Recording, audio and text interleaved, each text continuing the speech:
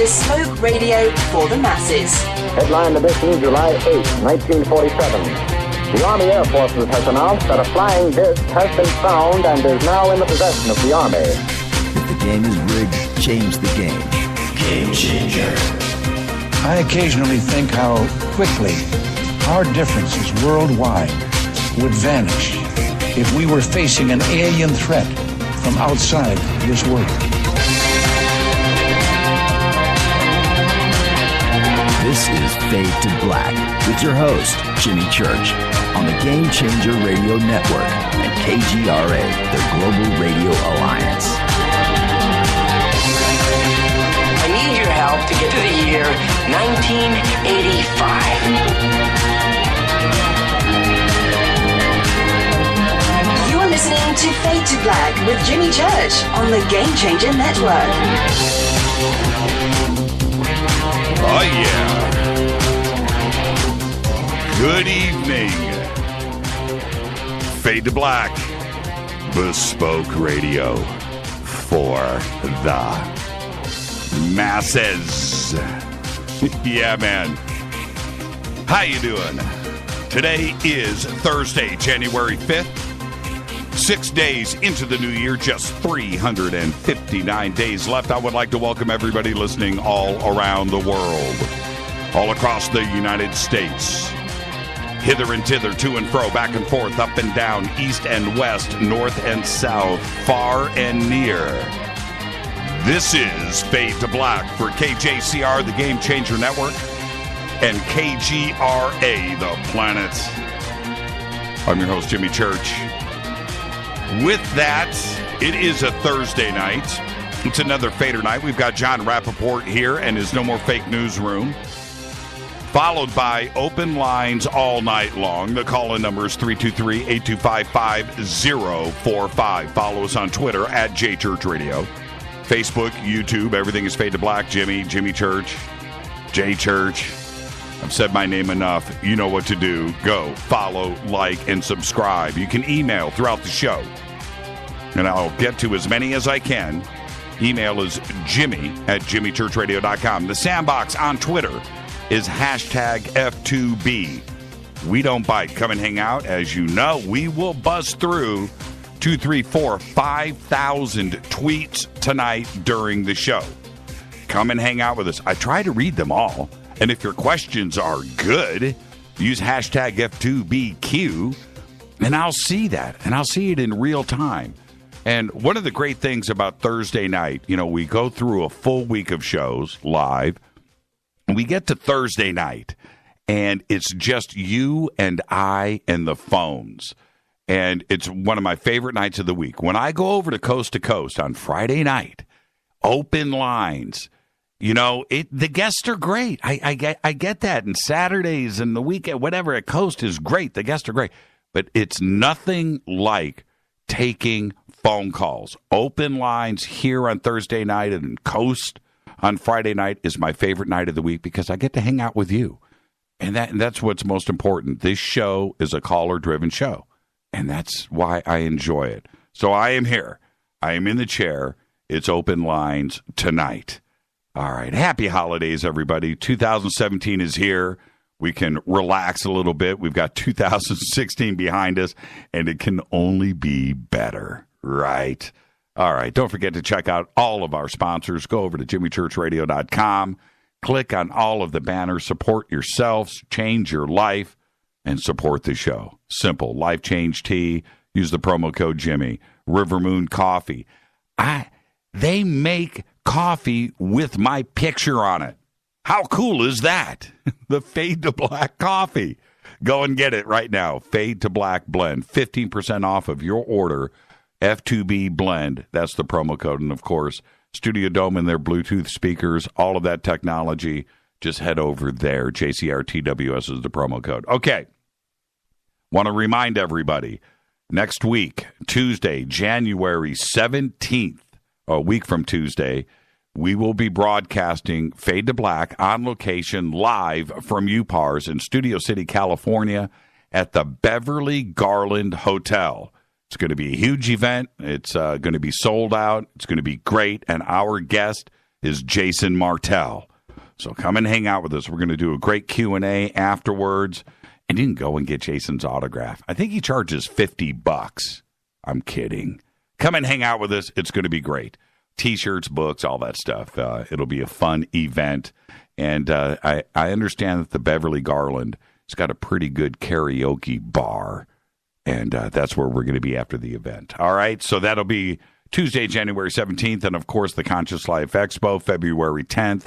Tickets and info are over at jimmychurchradio.com. Also, the live streaming for that event, we have all of the info up for that, too, as well. If you can't make it out to Los Angeles and the LAX Hilton for Conscious Life, there is a streaming package that you can get. And a lot of you did last year. And it's great because we'll be broadcasting live. And instead of radio, you get the video side of it, too.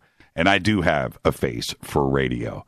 And then Contact in the Desert comes up right after that, May 19th through the 22nd in Joshua Tree, California. With that, let's get the show cracking. There's some breaking news. Normally, I go through birthdays and I do all of that stuff. And on this day in history, and I get ugly and I do my rant and I get everybody fired up. But today I woke up and started going through my news feed and going through the email, and everybody was talking about Leslie Kean and HuffPo, right? I was like, what's going on here? So I read through Leslie's piece, and I'm going to read part of it here right now. I was going to read the whole thing, but I got a little surprise for you that's going to come up here in a couple of minutes. But the Chilean government chose to release a video. Now, this is Leslie's piece as written in HuffPo. An exceptional 9-minute Navy video of a UFO displaying highly unusual behavior studied by Chilean authorities for the last 2 years is now being released to the public. The CEFAA, the Chilean government agency which investigates UFOs or UAPs, unidentified aerial phenomena, has been in charge of the investigation. Located within the DGAC, the equivalent of our FAA, but under the jurisdiction of the Chilean Air Force, CEFAA has committees of military experts, technicians, and academics from many disciplines. None of them have been able to explain the strange flying object captured by 2 experienced Navy officers from a helicopter. Now, we are posting the videos right now up in Twitter, okay, so you can see exactly what we're talking about, and they are extraordinary. The Chilean government, Leslie continues, the Chilean government agency always makes its cases public when an investigation is complete and acknowledges the existence of UAP when a case merits such a conclusion.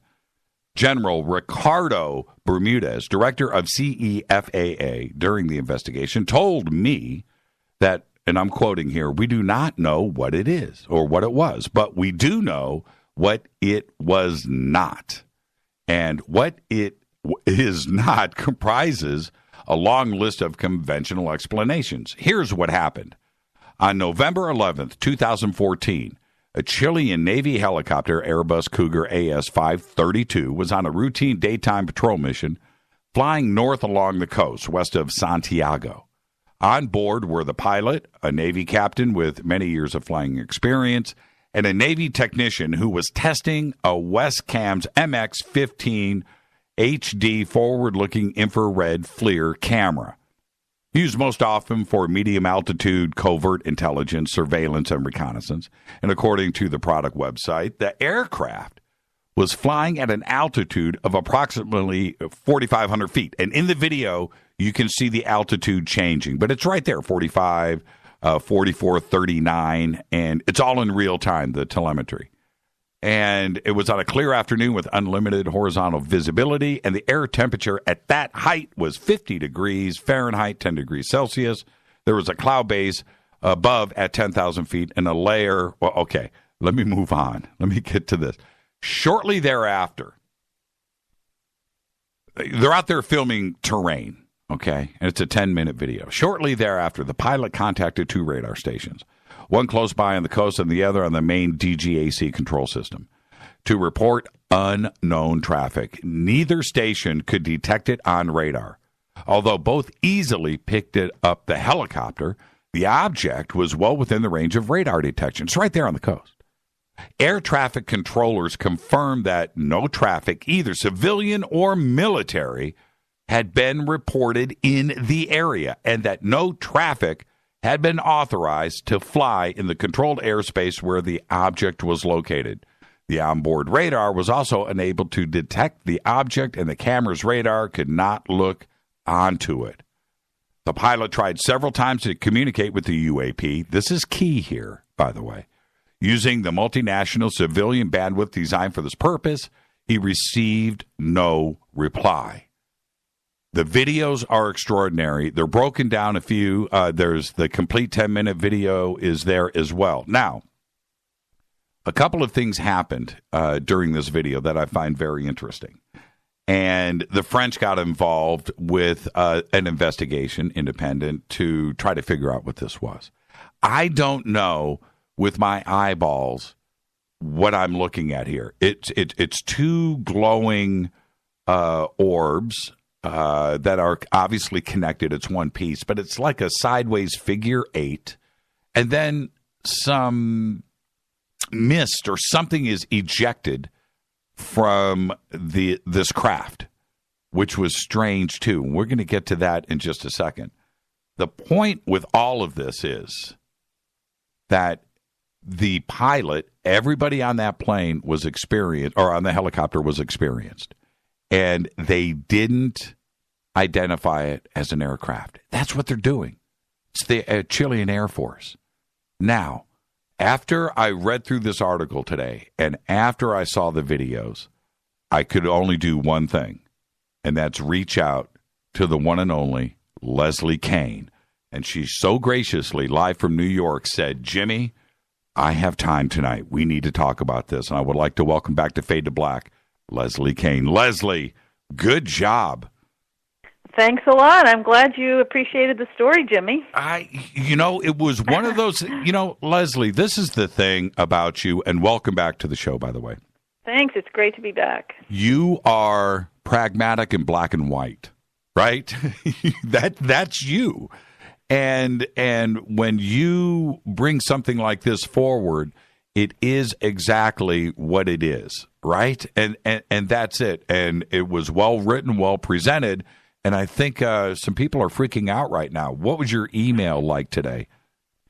Oh, so far it's been great. And I've noticed that last time I looked at the video on YouTube, that one of the videos has already gotten 6,000 hits, and the story hasn't even been up for a full day. So I think it's creating a lot of buzz and a lot of interest, and I'm glad about that. And I just hope people will respect the incredible job that the Chileans do with this subject, because it's just such a contrast to the way our own government deals with the topic. So. And nobody knows that more than you. We were talking right before the show, south of the border, you've got respect on there, but you know exactly what their attitude is when we're dealing with this subject. And I want to specifically talk about this before we run out of time tonight, and I want to thank you for doing this. But there's a different attitude, outside of the United States, and you've been at the forefront of all of this. Why the difference? What's going on? It can't be a Latino thing. I don't know. I mean, the why is so hard to, you can speculate as to why the U.S. government behaves the way it does, but all I can tell you is the Chilean government is like the polar opposite. I mean, every branch of the military and the government and the aviation community and the academic community, they're all plugged into the reality of this phenomenon, and everybody knows that when something happens, you contact this agency, and this agency has 4 full-time staff that do nothing but deal with this issue. And it's just part of the reality of life in Chile. The people accept it, and there's this official body that responsibly deals with valuable cases. Now, there aren't that many great cases that come around. I mean, this one is, they don't come around every day, but at least there's a place that's respected that people can go to with cases like this, and that the military can go to. Now, and it's it's so different. They just they're open about it, and they respect it, and they all try and figure these things out, and they're not trying to keep secrets and ridicule it like they do in other places. So it's really just a wonderful thing to experience that. Now, there's a couple of there's a whole list of things about this video that that are very special. But 2 years of an investigation to end up where they started with, which is we don't know what this is. Why do you think it took 2 years? Was it because why did it take 2 years? Well, I mean, I can't say that they weren't like focusing on this thing every moment of those 2 years, because they have a lot of other responsibilities at the agency. So it wasn't like that's all they did. Right.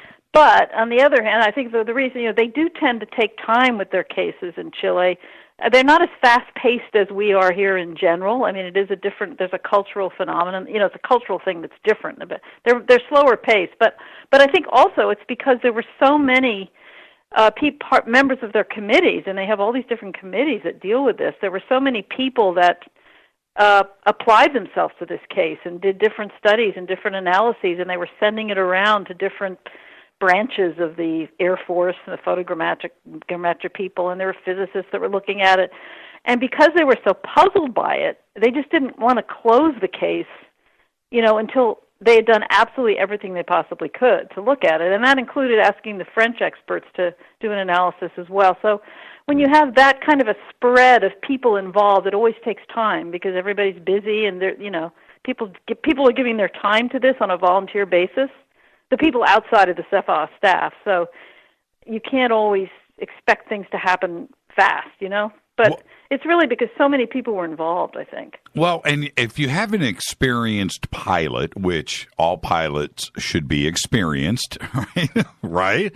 So you have an experienced pilot, and he's seeing aircraft out there all the time, and you would normally hope that the pilot looks over and goes, "Oh, that's a plane. Oh, that's a helicopter. Oh, that's or maybe even a specific plane, right? That's a Piper Cub." Right. I mean, they're trained. They're trained to recognize all different types of aircraft. Absolutely. And that wasn't the case here, was it? They knew right away. I mean, when they saw it with the naked eye, it looked white. Now, in the videos, you might want to be sure people realize that the videos are mainly taken in the infrared, which means the object looks black because the infrared is picking up heat. But with the naked eye, the object looked white, and they saw this sort of white thing, and they described it as a kind of elongated object with two bright hot spots on it. So what you described as the figure 8, the two sort of circular forms, are actually these bright, brilliant lights of some sort, and they look black in the video, but to the naked eye, it just looked white to them. Right. And that does not look like an airplane.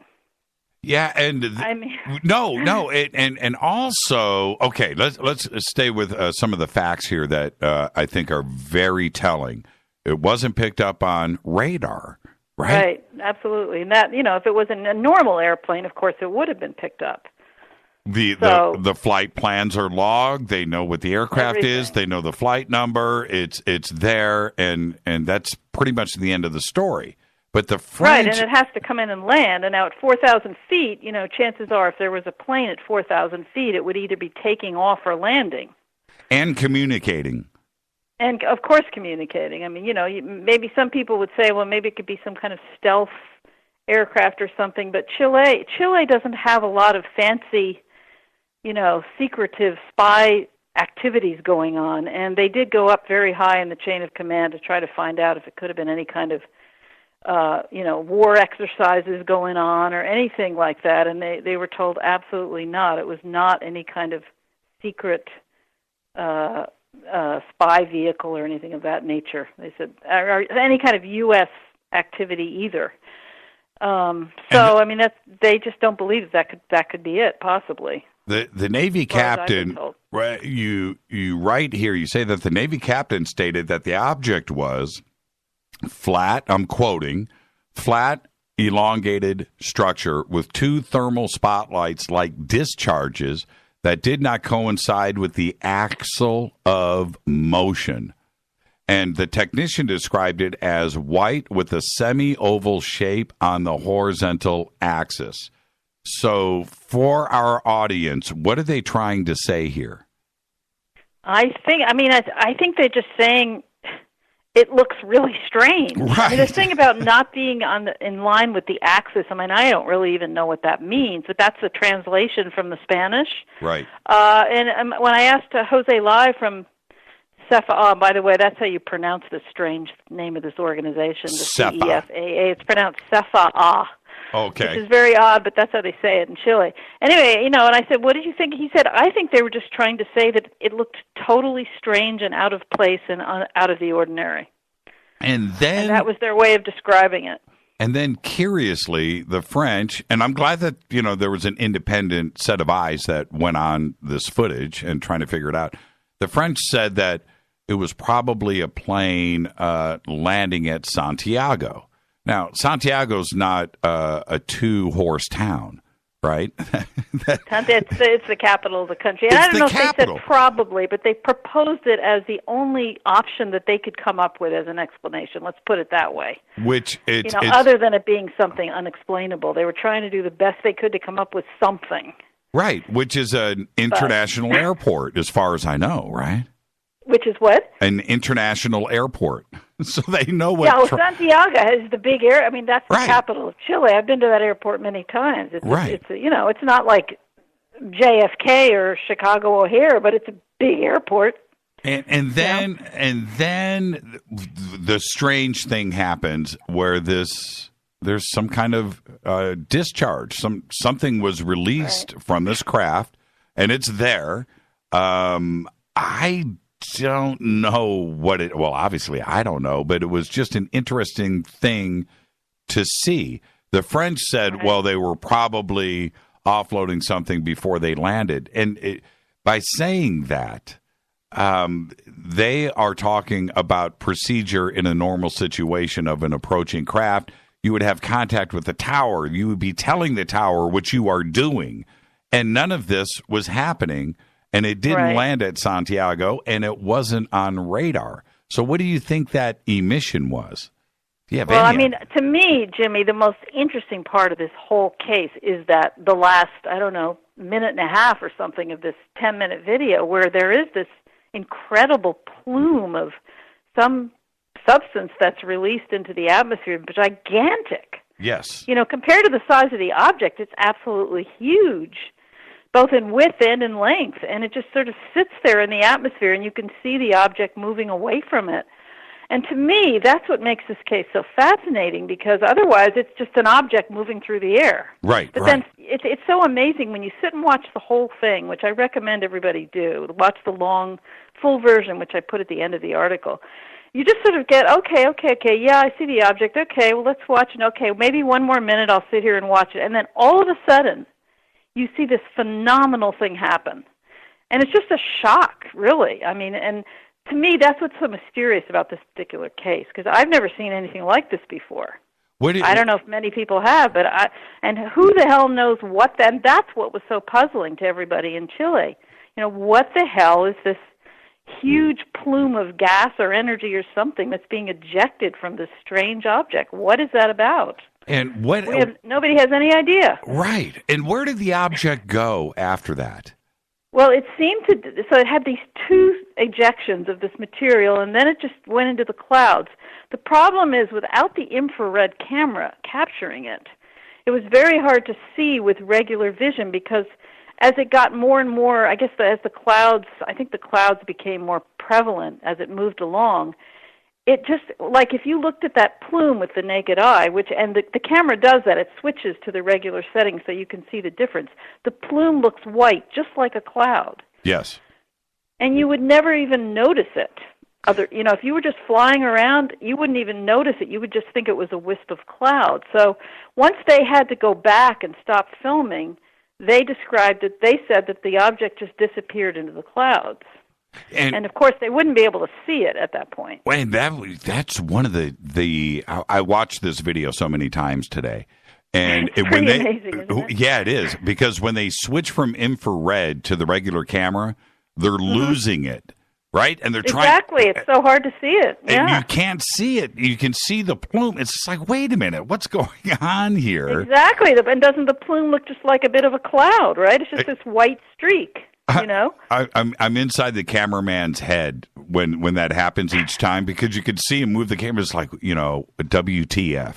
Wait a minute. And he comes right back. Right. He goes right back to the IR because he realizes he's not going to get anything otherwise. Yes. But the IR is absolutely dramatic. And it makes me wonder, what goes on that we're never even aware of in the cloud, say, because we don't have the right kind of technology to capture it. It's hidden in there.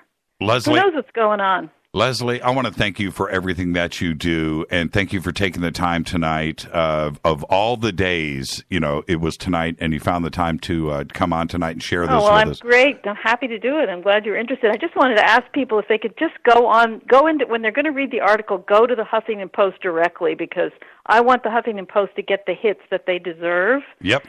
Because they're kind enough to offer a platform for stories like this, and when it gets picked up all over the internet and people don't go to the original story, then they lose out. So I would just like to ask people who want to read it to please go directly to that story, and that would make the Huffington Post very happy. Yes, and we've got everything up in Twitter and all of social media going straight to the HuffPo article.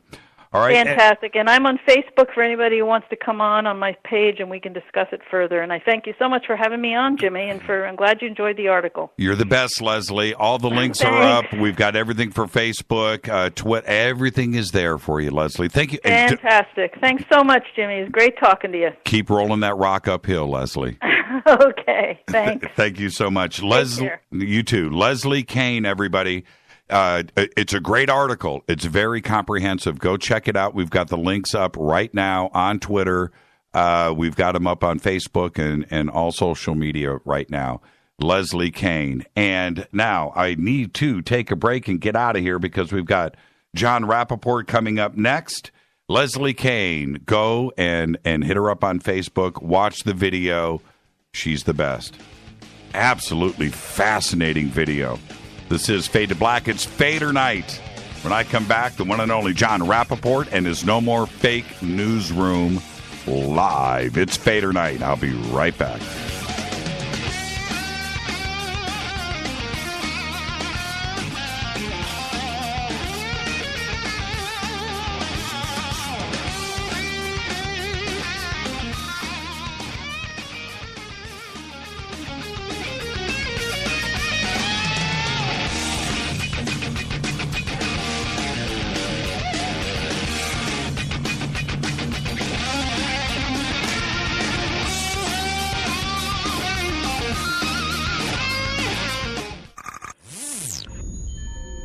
You're listening to Jimmy Church, Fade to Black.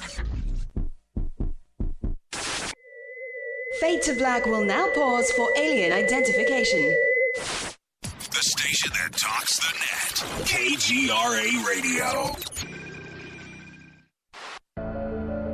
When you take the beans from Central America with dashes of Indonesian and African mixed in and then roast it to the dark side of Fade to Black, you create the ultimate brew of fringe.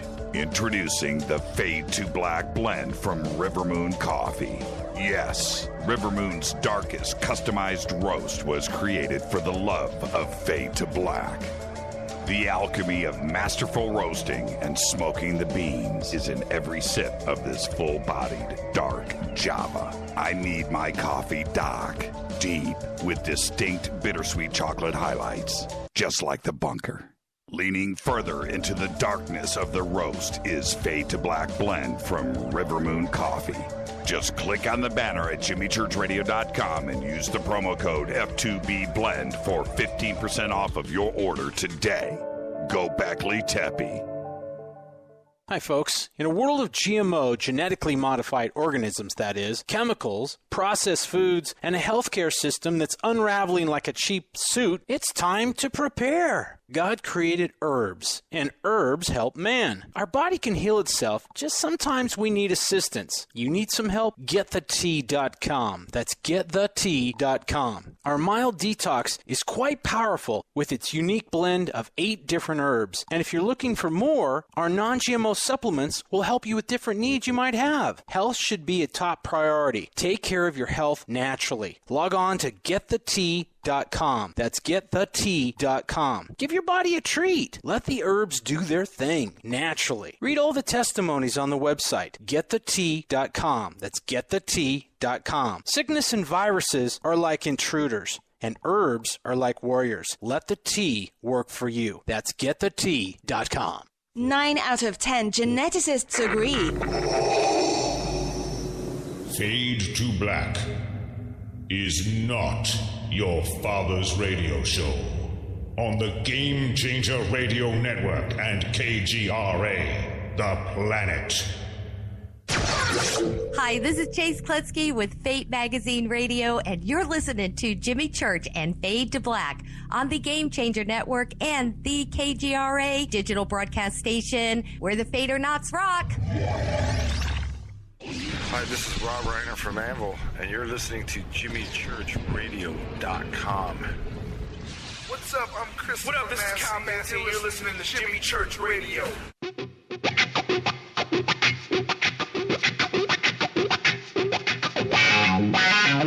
And now, coming to you from the No More Fake Newsroom in Deep Space, which is the space that we suspect to be true, that the world as it is fed to us every single day by the Ministry of Truth is a lie, a false reality, a movie projected on the screen of our subconscious. This, however, is the breakout. All the screens crash, they all go down, and we see the light of day, a new day. No more robots, no more androids. It's the No More Fake Newsroom with Jon Rappoport. Take it away, John. Thank you, Jimmy. Good evening, everybody, on Fade to Black. Happy New Year 2017. So, as usual, Jimmy and I talked about an hour ago just to check in, and I was digging through various stories and possibilities for what to do tonight. And at the last minute, I decided, I'm going to do something completely different. To be inspired in the year 2017. To be inspired to do something, not just to sit there and continually be inspired in thought only, although that's good too, but to be inspired to do something this year that you truly want to do. We all know about the political turmoil, and it keeps ratcheting up and becomes more and more bizarre as the days wend their way on. But regardless of the fake news out there, and it just builds and builds, and whatever happens this year, one should not be distracted to the point where one cannot be inspired, because that would be a bad thing. The good thing would be to say, this is something I really want to do, something I have wanted to do perhaps for a long, long, long time.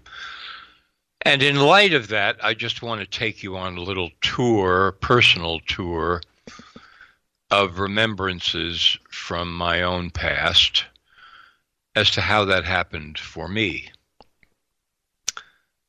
The first big event I remember, I think I was 10 or possibly 11, living outside New York City.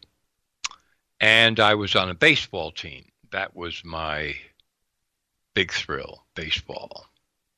And we were playing in some kind of a state tournament. And our team got all the way to the finals of the state tournament in our age group up in Niagara Falls. And we lost in the final game. And we, at that time, we were traveling by bus. So we had to go back to New York from Niagara Falls, which is going to be a very long trip. We left in the morning, and as the bus was sitting there waiting to go, For some reason, I ran into a store. And I don't remember exactly what kind of a store it was, and I don't even remember why I ran in there. I think I was probably looking for a book to read. And sure enough, there was a little one of those circular wire displays of books, and I spun it around, and I looked and looked, and I saw this book called The Martian Chronicles by Ray Bradbury. And I'm going to say this was probably 1949, somewhere in that vicinity. Got on the bus, opened the book. It's a series of short stories, science fiction by Ray Bradbury. And I was lost for the entire trip home. And the stories transported me to such a degree, and the prose was so poetic, that I got this idea in my head that maybe I wanted to be a writer. That was the first. That was the beginning. That's how it started. 1949. And the inspiration was big, very big, because of how great the book was. Because imagination was unleashed and the writing was so beautiful. Flash forward 7 years, I'm about to get out of high school and go to college. And I now realize that no, I'm not going to be a major league pitcher. That's not in the cards. But maybe writing, maybe that would do it. And I remember I had a little car, if you can believe it, a 1938 Plymouth that was my sister's, that had been handed down to me. It was a stick shift, 4 on the floor, literally, with a spindly shift stick. And I drove to a little quiet spot in the woods on a road, and I stopped and I took out my notebook and I started writing a short story. And I sort of finished it, and I showed it to an English teacher in the high school, and he read it. He said, "All I can tell you is keep writing, keep writing." I said, okay, that's pretty good. That was the second big moment for me. Way ahead we flash now, and this is not so personal, it's more cultural. The year of 1966 through 69, Star Trek, the original series, is on television. Actually, it's canceled by, I think it was NBC, after a very short run. And one woman spearheaded a letter writing campaign among Star Trek fans, Star Trek fans, to NBC to get this show back on the air. And by goodness, it succeeded. And they put it back on the air because the show inspired so many people.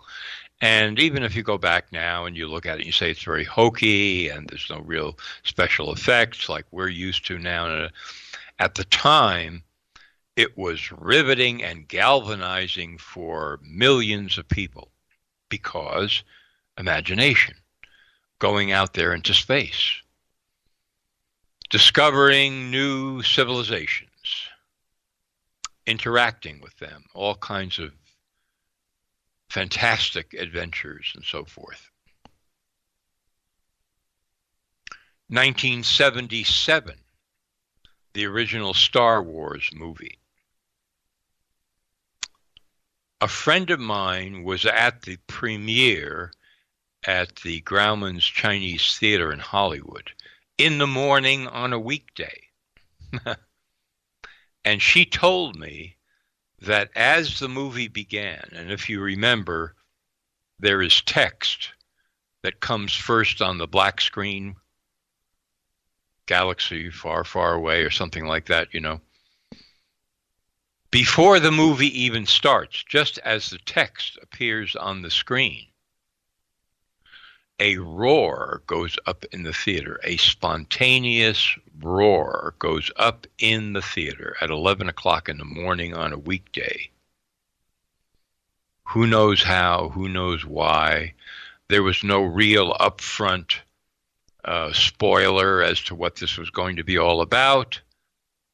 It was some kind of collective energy that swept through the theater as people anticipated the notion that they were about to go into outer space, you know, via the movie, and that it was going to be quite fantastic. And of course it was. And I eventually saw it in Westwood Village, California, standing in one of those lines that went around the block 3 or 4 times and people were camped out. Fantastic inspiration. Imagination. I started working as a reporter in 1982. And somewhere not too long after that, I don't have the exact year, I was doing a story for a paper in Hermosa Beach. And somehow I got connected with a scientist named Ted Clark who worked at Jet Propulsion Labs in Pasadena. And Ted was a hard scientist. He was a project supervisor on the Jupiter probe at the time. And I thought, well, you know, people tell me this is a real interesting guy, and I drove out to his house in near Pasadena one afternoon. He lived in a kind of rambling old house, some grounds. He met me, how you doing? Come on in. We sat in his living room on a window seat, and he opened this large volume of photographs of Greece. And he said, I take tours of people to Greece because I want to show them all the ancient monuments of the civilization and talk to them about the Renaissance that occurred in Greece. And of course, what he was talking about was a renaissance of art, a renaissance of philosophy. We're talking mainly about Athens. A renaissance of theater, a renaissance of political life in the sense that freedom and independence really got their birthplace for the West in ancient Greece. And yes, there was slavery, but this was the first major effort to break out of a monolithic culture that was an absolute dictatorship controlled from the top, particularly by theocrats.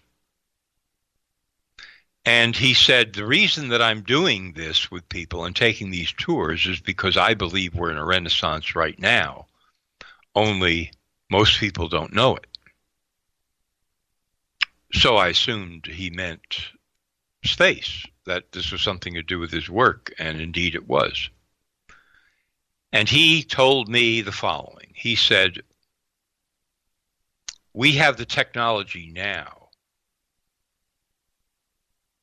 enough technology, and we can gain the rest soon enough to build orbiting hotels. I said, really? He said, yeah. He said people could go out and they could take a vacation in an orbiting hotel.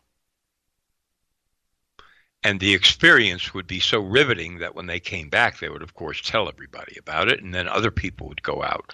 And eventually it would get cheaper and cheaper. And not only would that be a renaissance, but it would begin to transform life on the planet as more and more people realized the destiny of being out in space.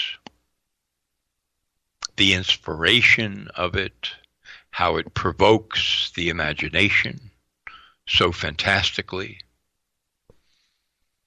And I said, okay, you know, and we kept talking, and, you know, from time to time the hair would stand up on the back of my neck because, well, I'm talking to a hard scientist who works indirectly for NASA through JPL in Pasadena.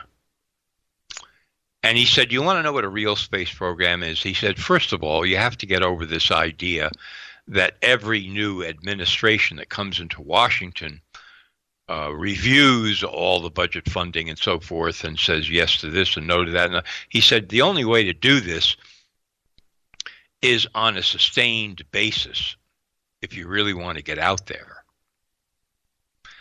I said, what are you talking about? He said, well, for example, domed space colonies, 10,000 people or so on each platform, domed platform. And he went into a description of how some of the materials could actually be brought in from asteroids to build these space colonies. And he said, you know, out around Barnard's star, there is a planet that, as far as we can estimate or guess, we think could have many of the characteristics of Earth. So the idea would be that you launch a number of these domed space colonies to rendezvous. And he gave me a figure of how many thousands of years we would be talking about in the future, to rendezvous at this planet near Barnard's star, where they would then meet up and they would compare notes, as he said, on the evolution of their societies. Because, of course, everyone would be different, especially by that time, by the time they met up. So I was particularly blown away by, you know, he went into some detail about this and described it and how it could be and what would happen and so on and so forth.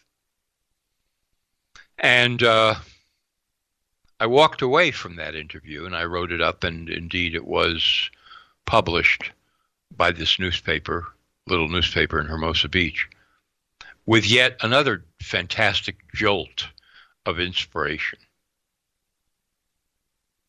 And much later, I believe it was after I started No More Fake News in 2001, I wrote a piece in which, this was now looking back, and I said that somewhere in the vicinity of 1977, when Star Wars opened,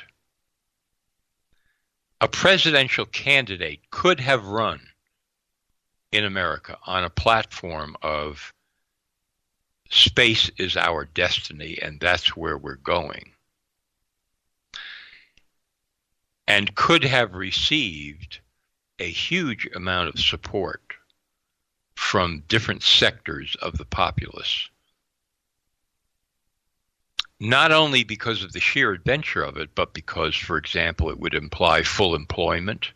I mean, what, if you're really serious in the way that Ted Clark was about this whole thing, you would be talking about a gargantuan operation.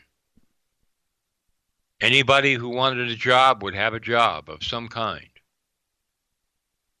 And through the culture would spread this message in many different forms, in many different contexts, in many different ways, that this is what we're going to do. This is where we're going. This is our destiny. And scientists, technicians, engineers, and so forth, for example, would be ripped out of their doldrum and their corruption to publish the science that their masters want them to publish and claim that it's true when it's false, and all the kinds of things that I've been exposing over the years in favor of oh, well, if this is the mission, if this is what we're really going to do, if this is where we're going, I'm on board. Now I can really start to do some real science that really has application to what inspires me and my imagination. So, there has been this thread all throughout our history, our culture, and so forth. I'm not just talking about space, but I'm talking about the space of the future as a destiny which we can create that would be inspiring down to our core. And when you take that and you break it down and analyze it a little bit, you realize that you're actually talking about every individual and what he or she would be, could be, on their own, inspired by, through their imagination down to the core of their being, that would impel them to do something great that they really desire to do. That is the heart and soul of a real culture, of a real country, of a real political system, if you will, of a real community of individuals. That, of course, as we know, gets lost. But it needs to be found again. And where it starts is with you, with every individual. And as I've said on the show before, there is no way that I could have continued to work as a reporter, much less an investigative reporter, since 1982, so we're now talking about 34 years, if it weren't for the fact that I was inspired, and not just by my reporting, but by the implications that I discovered for myself. The primary one of which is that the powers that be are painting a gigantic mural of reality for us, which they want to impose, so that we actually believe that mural is reality and the only reality, when in fact, each one of us is capable of creating his or her own reality in tune with his or her own deepest desires. And that is why I launched my Matrix series on No More Fake News. And that is the counterbalance that has kept me going as a reporter all these years, because the ultimate message at the bottom line of everything that I write about is, here's the reality they are giving you. And here's why it's a false, concocted creation. And on the other side of that coin, here is you with the power. You have the power to invent the reality that you truly desire. And that, I hope, in the year 2017, you will be inspired to do. Why not? Why not? It's a new year. Why not launch that enterprise? So here is my hope for that, and that is my report tonight on Fade to Black. Oh, I'm not letting you go that easy. Did you say National League pitcher? Do you have a fastball? Were you being serious? Oh, yeah. I mean, until the age of 15, that was it for me. No kidding. Just to be a major league pitcher, pitch for the New York Yankees, you know, right. Heavy Yankee fan. I had a kind of a fastball. I had a pretty good curve. That was my best pitch. Really? Yeah, but unfortunately, when you're 15 and you throw a lot of curveballs, it's not good for the arm. You know, my little brother, Kevin, who's probably listening right now out in Indianapolis in Naptown, that kid had the most ridiculous fastball, right? And now he's like 6 inches taller than me. He's a big boy. But I remember one time he goes, "Hey, man, let's go out in the backyard." And he throws me a catcher's mask, right? And I'm like, "I don't need it." And he's like, "Man, put it on." Right? So anyway, he whips out this fastball. And I don't know, 85, 90, 95, just ridiculous. And I never did it again. I let him throw one pitch. I have a lot of respect. I have a lot of respect for that. And why that kid didn't go major league, I have no idea. But he had the goods. And but yeah, you're right. A good curveball. Well, today, they give you operations by the time you're 16, right? Yeah, right. So they do. Tommy John's. Yeah, Tommy John's, man. They give you the Tommy John's. If they even think you got the goods, you get the Tommy John's right out of the gate. But wow, I did not know. When was the last time? Do you ever go and mess around at all? I can't throw a baseball, by the way. I just can't. I can't. Not anymore. No, I don't. Yeah. No. Last time I really played any baseball was around 22. We had a little thing where Sunday in New York we'd get together near Washington Square Park in a playground and play softball. But that was it for me on that score. Now, before I let you go, we were talking about Leslie Kean and that video earlier today. Did you get a chance to go and watch any of it? I haven't seen it yet, but I'm going to right now. Okay, yeah, it's pretty trippy, man. It really is. For the Chilean Air Force, after 2 years to go, you know what, we still don't know. That's pretty nutty. And so that in advance, right, of seeing the video. So your mindset is, okay, so what is confusing everybody? Well, go watch it. It's pretty trippy, man. It's pretty trippy. And the fact that they tried to raise, they're trying to communicate with it. This is a military aircraft, right? It's a helicopter out cruising the coast, and they are reaching out to and no radio contact, no radar contact, and there you go. It's a pretty trippy video. So with all of that knowledge that in advance, go watch it. It's pretty weird. I will. Thanks for the tip, Jimmy. All right, my brother. Now, look, 2017 is here. We got a bright year in front of us. And just thank you for everything, John. Go out there and do your thing, and we'll see you next week right here on Fade to Black. Thank you so much. Thank you, Jimmy. Jon Rappoport, everybody. The best. NoMoreFakeNewsroom.com. That's where you go. Right there. No more fake. Oh, it's NoMoreFakeNews.com. NoMoreFakeNews.com. It's Fadernight. Here we go.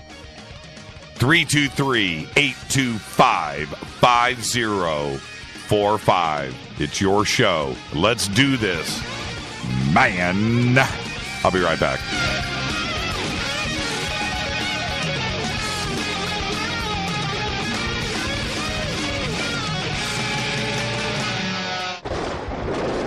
This is Fade to Black with Jimmy Church on the Game Changer Radio Network and KGRA, the Global Radio Alliance. The station that talks the net. KGRA Radio. Hello, I'm Kat and you're listening to my main man, Jimmy Church, on jimmychurchradio.com. Hi, this is Ray Hobbs here, repping the planet, and you're listening to my good friend, Jimmy Church, Fade to Black, on the Game Changer Network and the KGRA Digital Broadcast Station. This is Toby Kebbell. You're listening to jimmychurchradio.com. Don't hurt me, Jimmy. I'm only little. Hey, I'm Adrian Grenier. And this is Ari Gold. We're the Honey Brothers. Yes. We are of the Honey Brothers. Hey, I'm Adrian Grenier. And I'm Ari Gold. We're the Honey Brothers. And you're listening to Jimmy Church. The Revolution. What's up, Fadernauts? Studio Dome loves Fade to Black and the F2B audience so much that they have put together the ultimate stereo Bluetooth system. They've done it just for you. Man, check this out. The Studio Dome SBB2 stereo system is here. It's featuring 2 Studio Boombox 2 SBB2 wireless Bluetooth speakers, packed in its own custom hardshell case. This Studio Dome system features the very latest in stereo Bluetooth technology. The 2 full-range boomboxes are in true wireless stereo. You've got to hear this. It's amazing. It's just $129, and use the promo code JCRTWS, and you'll also get free shipping. It's simple. Just go to jimmychurchradio.com, click on the Studio Dome banner. Go Beckley Tepe. This is Micah Hanks of the Gralien Report, and you're listening to Jimmy Church on Fade to Black, across the globe on the Game Changer Radio Network and the one and only KGRA Radio, The Planet.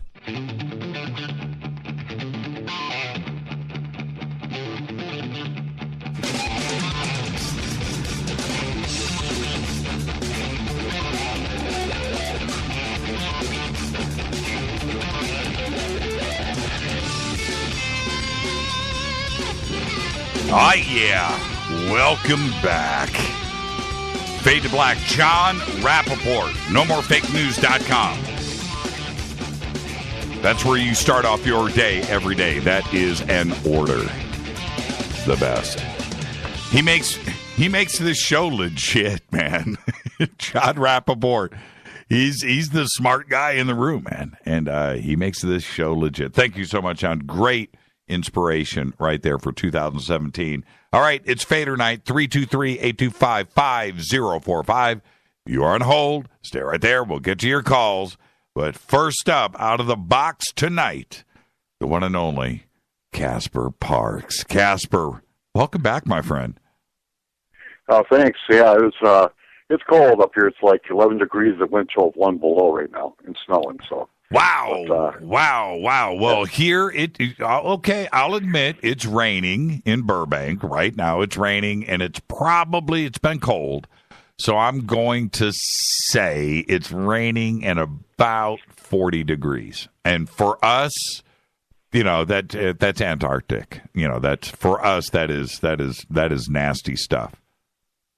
And you know what? And by saying that, Casper, I don't want to upset the rest of I don't want everybody to go, man, church, it's cold here, it's snowing, I got to dig my car out in the morning. I get that. I totally do. But you have to also think about how we get really acclimated here, right? We get and seriously, it's miserable for us. It just is. I recognize, I grew up in Chicago and Michigan and Naptown. I know what snow is like. I do. But, man, it's cold here. All right, Casper, Listen, Casper, I saw your little message that went out earlier this week, and the way I'm gonna hand things off to you, and we've got a lot to talk about tonight. But you didn't give the world enough information, right? And I was just like, Casper, this is a tease, right? So that's why I ended up cutting you off, going, that's it. I'm gonna force you into coming onto the show tonight. I'm gonna twist your arm because I want to hear it straight from you. All right, now, everybody, Casper saw something. How many nights ago? Casper 2? Last night. Oh, it was last night. Really? Yeah, last night. Okay, that's Mandela effect kicking in. I thought it was 2 nights ago. So it was last night. And, that's right. It was last night because I was going to have you call in. That's right. Okay. So Casper saw something last night and tweeted about it. And then I immediately hit Casper back with, now you're going to tell me that you didn't have a camera, right? And I apologize for that because maybe you did. I don't know. But, okay, so tell us what happened and what time was it and what was going on. And take off, Casper. Fly a mission. Drop a bomb. Well, Eastern Standard Time, I'm going to say probably around 8:30. Every evening I go over to my mother's house because she's like elderly and make sure she gets her insulin shot, eats, that kind of thing. So I'm backing out of the driveway. And probably as a crow flies, I'm about 5 to 7 miles from Lake Michigan. And Southwest Michigan is known for UFO sightings. And, I'm backing out of the driveway. It's kind of like a rural area. There's some farms and some suburb houses. And I look up toward the lake, which is west. And it had to be over the lake, but near the shoreline. There was this huge, giant, we have a real heavy cloud cover because we're getting a lot of lake effect snow. And this huge disc-like object that was like glowing through the clouds. I mean, this thing was huge. I mean, it was just massive. But it had like the bubble on top like you would for a flying saucer or UFO. And you had that little bubble on top of the disc. And, from road to where I was, because I'm like probably north of Saugatuck about 10 miles maybe at the most, and south of Holland about 5 miles. Any rate, as it was like spread both sides of the road, but it was like way out in the lake. This thing was huge. I mean, it was like, I couldn't even begin to guesstimate the size of it. And but it was like this glow through the cloud layer. And again, it's a completely overcast sky. And the first instinct was, oh, it's a damn big plane light. And I just stayed on for just a few seconds, and then it kind of like dimmed. And I sat there and looked at it, then it came back on again and stayed on for a few seconds. And it kind of dimmed, and it kind of looked the other way for traffic, and I looked again up at it, and it just kind of like shot straight away. The light just kind of like, not faded, just kind of got smaller through the clouds. Well, when you keep saying, okay, and let me jump in. You keep saying huge. Now, are we talking 50-foot huge, or are we talking a quarter mile huge? When you say huge, because they're both big. It's hard to guesstimate the size, because from where I was, I'm a good 5 to 7 miles from the lake, is the light covered both sides of the road by like several feet. So I'm going to say it had to be at least probably, I don't want to say a quarter mile because that's pretty big. I'm going to say 16th of a mile maybe. That's just a rough guess, because you're talking about looking at something from a distance. Right. So it's hard to judge the size on it. Right. But it was really massive. And the thing about an airplane light is they blink on, blink off, blink on, blink off. There's like a second between each one. And this thing stayed on for several seconds, and then it kind of faded, and then it came back on again. As it came back on, got brighter again. And it was just like the disc shape of that hump on top, that kind of like, my first thought when I saw it was airplane, and then my second thought was snow lightning, because you do get that. It's rare, but you do get thunder and lightning during snowstorms sometimes. But these are lake effect snows, so you don't really get that. Right. They're lake effect snow. Right. So, I said, oh, that can't be, snow lightning, because it's one, it's way too cold for it. Two, it's like, it's not acting like lightning. It was just very, very large. But between, southwest Michigan, like maybe 30, 40 miles south of Benton Harbor, St. Joe, all the way up toward Grand Haven and then Big Bear, sand dunes, you get a lot of UFO sightings in that area, especially down in this region. And the thing about that is it's winter, so you have a lot of ice buildup on the lake near the shoreline. Of course, the water further out is open, but, so there's always rumored underwater bases here in southwest Michigan. But when I saw it, the thing was just so massive, and the shape of it was like the UFO shape that we're classic one that we're so used to seeing. And that's, the light just stayed on for so long, and it was very white, and the cloud cover is really kind of gray dark. So, it was, whatever it had was generating a lot of power to push through that cloud layer like that. What city was this closest to? Probably Holland. About Holland. 5 miles south of Holland, maybe 7 miles north of Saugatuck. Right. I know that area really, really well. It's beautiful in the summer. Oh man, it's are you kidding? It's awesome in the summer. Lots of hang gliders and the dunes and okay. So now, Let's get back to this. So it's around Holland, Michigan. Now, I guess Holland, I've got to picture this in my mind. It's not quite halfway up the state there off of the Indiana state line, but it's about 160 miles north of Chicago. Is it that close? It seems farther to me, but when you're a kid doing that, 170, but right. But I would say it's probably a third up the state of Michigan. It's not down. When Casper is saying southwest, it's not at the bottom of the lake. It's it's about halfway up the side of Michigan there on the west side. Okay, so near just south of Holland. So it wasn't north like Muskegon. It was down Holland. Okay. Yeah. Now, but it's also a populated area too as well. Were there any reports of sightings that you found in the media? No, not that I'm aware of. I went and looked on a couple of local media sites, but I didn't see anything in local news at all. Right. Or in the Holland paper or anything like that, because you can look at the stuff online. I didn't see anything at all that was reported up in there. And anybody looking at it might have just brushed it off as, snow lightning or as an airplane. But when I'm looking at it, it's just, the plane lights are pretty fast when they blink and they change color. You got the green light, the red light, the white light, that kind of thing. And, and they're smaller lights. The whole thing was lit up, whatever it was. And we do know that a lot of these UFOs, UAPs, whatever, they do emit a glow when they have the energy, whatever that they're using. So I think it's possible. I can't say positively with any certainty that, I saw a UFO. It was one of those where, wow, it could be. I mean, it's very, very, very possible. And just because of how long the light stayed on, the shape of it, the size of it, and then how it kind of left the sky. And again, it was over Lake, I'm going to say it had to be over Lake Michigan.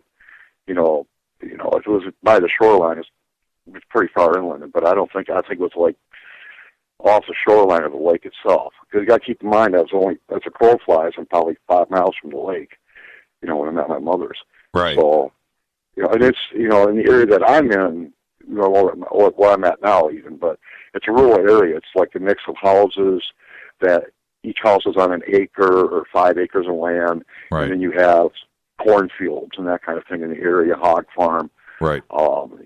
So, which those farms are beginning to vanish now as the city, spreads out. But, it's still somewhat of a rural area out in there. But, the thing was really large. I mean, and there was another. When you say a dome, what are you trying to describe there? What I mean by that was that from the silhouette, or did you see like a dome structure? The whole thing was just like a white light, and the bottom would have been more like, if you look at the classic UFO pictures from science fiction books, or the ones you see on the internet, where you see, the disc shape and it's got the little dome up on top, mm-hmm. Where the pilots sit and whatever. It had that dome on top of that. You had the disc shape and then the dome on top, like you would for UFO. I'm not on Twitter. I should have probably drawn a hand picture and scanned it and threw it up there. How long? What I probably should have done. Yeah, it sounds like a giant version of like Mars Attacks, right? Or Earth versus the Flying Saucers, right? The classic 1950s flying saucer, but big. Yeah, but big. I mean, the thing was really large. I'm looking through Twitter now to see if there's. Sometimes you'll see somebody pull something in Twitter. They have like the UFO flying. If I see it in the F2B sandbox, I'll retweet it real quick. Yeah, somebody will bust something out. Just somebody post the Mars Attacks flying saucer. That's what I want to see. How long did the entire event last? Maybe about 15 seconds. 15 seconds. That's good enough for me. That's good enough. That's a long time. Now, when you first saw it, was it moving? No, the whole thing was stationary, right up to the very, very end. And then what happened at the very end, at the end of 15 seconds? It kind of like felt like it was dimming or moving away from the shoreline, like more over the lake. Right. Like it started to move away from me. Right. And it's cold here, so I was like, I'm going home. Right. It's there, it's gone. It's time to move on and get on home.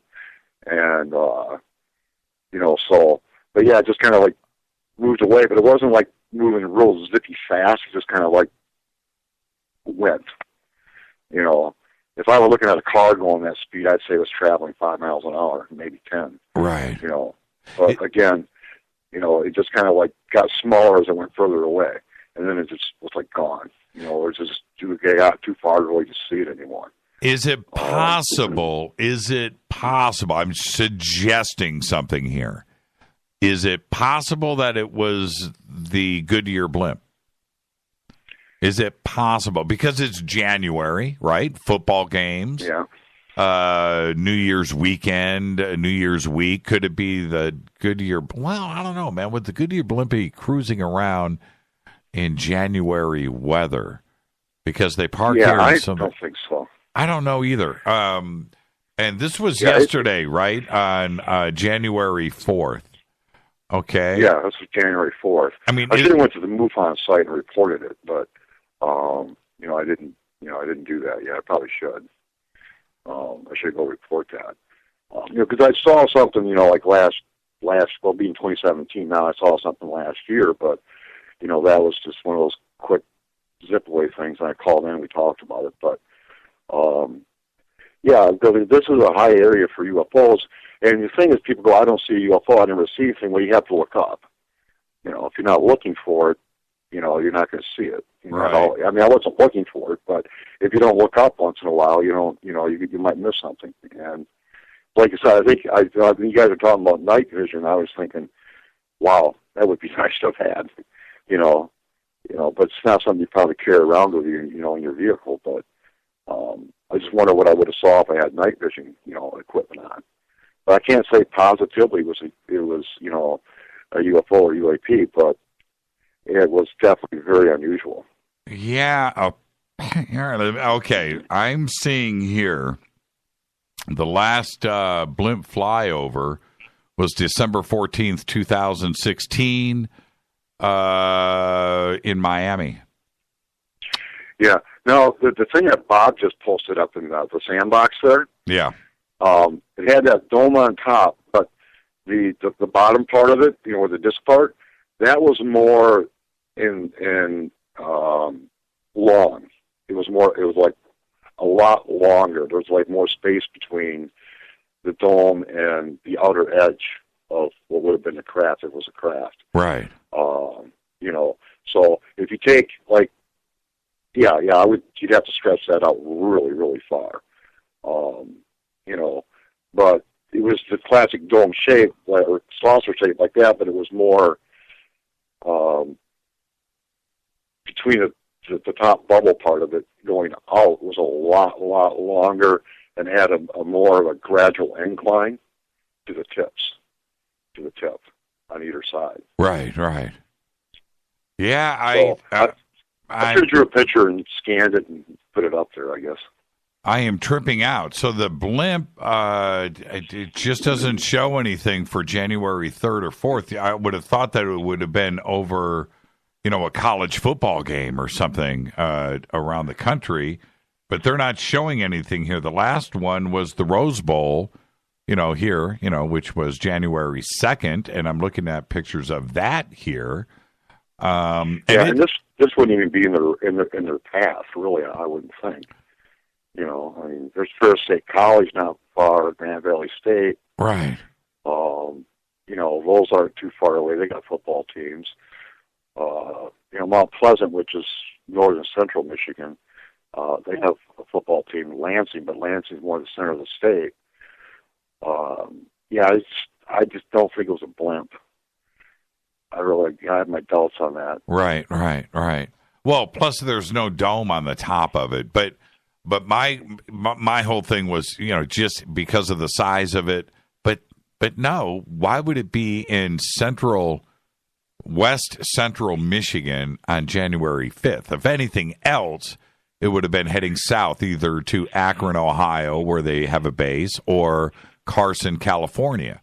And, they have 3 blimps. I know that. They have 3, and one was definitely here at the Rose Bowl. Akron, Ohio, why would it have been on the west coast of Michigan on the 5th? Or the 4th, but yeah. Yeah, or the 4th. So that kind of takes it out. Are there any other blimps? There's the Goodyear blimp. I know Fuji had theirs for a while. Now, I'm not saying it's a blimp. I'm just trying to cross things off the list, and I've just crossed the Goodyear blimp off the list. So that's not what you saw. Very interesting, Casper, and the fact that there was no media reporting this is also interesting. Holland, Michigan, it's not Chicago, but it's still a pretty significant-sized town. I would even call it a city. Yeah, and I would think that, again, I'm more in the country, so we don't have the neon light pollution that what Holland has. Right. I don't know if the light pollution would have obscured them from seeing it. I would think if someone had looked up, they would have seen it, but a lot of people might just dismiss it as snow lightning, which is a rare event. It's not something you see very often, but in your lifetime, because you lived up here, you've probably seen snow lightning maybe 3 or 4 times. Maybe once, but it was never anything that had a shape to it. It's lightning, and it looks like lightning. That's different, and that's even suggesting that now we're going into the swamp gas area. You saw something physical when you're talking about a saucer-shaped object in the sky that is lighting up with a dome on the top. And no, I think we can take lightning or snow lightning or swamp gas or a weather balloon. We can take all of that off of the list. Now, here's the thing, and this question is coming at you. You know me too well. What do you think you saw? I think I saw a UFO is what I think I saw.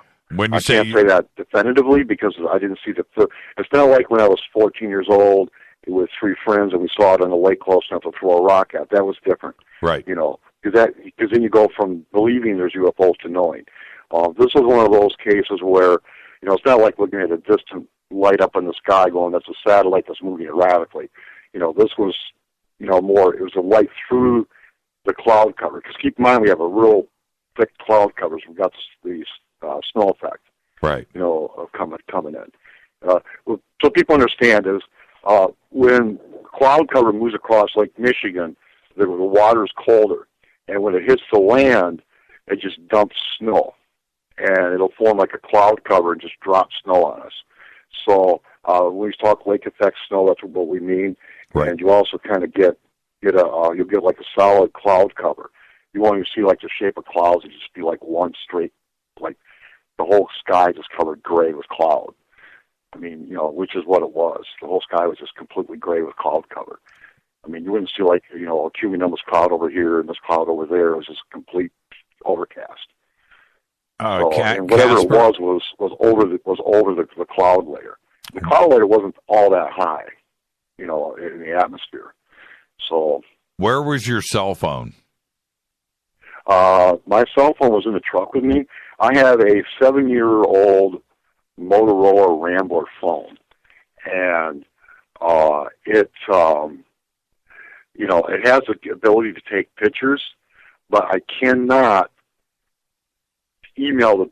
My phone is so old, it won't allow me to email pictures like to my email address, and I charge my telephone all the time on the computer, but it won't pull data off my phone and transfer it to the computer. So for me, grabbing my phone and taking a snapshot, it's not, the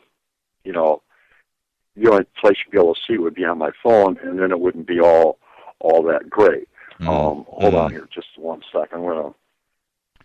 Forgot the hashtag. Hashtag F2B. All right, hold on here. Well, okay. There we go. Are you going to try? Are you going to try to tweet it? Is that what you're going to do? There, I just tweeted a picture of my telephone. Oh, that's your phone. Yeah, that's I my remember. 7-year-old phone. Yeah, I remember those. I remember Yeah, those. and the thing is, my nephew's on the same network I am, and we can be sitting side by side in the country, and he's got like one of those expensive smartphones, real expensive ones, and I've got the 7-year-old Motorola Rambler. Yeah, but this was a cool I'll get a signal, phone. he won't. Well, trust me, if you hang on to it long enough, another year, that thing is coming back. That thing's coming back. You are going to be so in. Somebody's going to look at you, dude, man, where'd you get the Rambler? Wow. Hey, Casper, extraordinary sighting, my friend. Do you think it was us or them? I know what you're saying here, but now that you've had a little bit of time. Because of the size, I'm going to say it was them. Yeah. That's what. Because of the size. Yeah. That's what it's feeling. It's feeling like that. It's feeling like them, and I don't think we're going to see a whole lot on the disclosure front this year that we're getting into. But it would be nice, but I think we're going to continue plugging along the way we're plugging along and keep at it. Right. Eventually, something will come up. Eventually. When's the new book coming out? We got about 1 minute before the break. The Accidental Destiny followed by Stellar Destiny. They'll be going back to back when I put them out. I was hoping to get them out by the end of the year, but it's probably going to be closer to June, right, or July. Excited. Yeah, and it's kind of if you read my other books, you're going to realize that Accidental Destiny has science fiction in it. If you haven't read my other books, you're not going to realize there's science fiction in it. I'm going to be kind of sneaky. Yeah, right. And the book's interesting because some of the characters from Coming from Darkness, which takes place in the future, Accidental Destiny's present takes place current, popped up in that book all of a sudden. That kind of surprised me. And it's always nice to have something happen in the book you weren't expecting when you're writing it. Right. Well, that's the way it always goes, too, as well. Well, Casper, thank you so much, and I'll talk to you soon, but I can't wait to get you back on when the books come out, and we can chat about that a little bit further, and keep your eyes to the sky. Man, throw a camera in the car, man. Seriously, if you think, what were the odds of something that cool, going down, and you saw it, and you didn't grab a picture of it, and I'm guilty of it too, my friend. So there you go. Thank you so much, Casper. Be safe out there. Be warm. There's nothing like Lake Michigan in January. Right. Thank you so much, Casper. This is Fade to Black, 323-825-5045. Thank you, Casper Parks. It's Fade to Black. I'll be right back.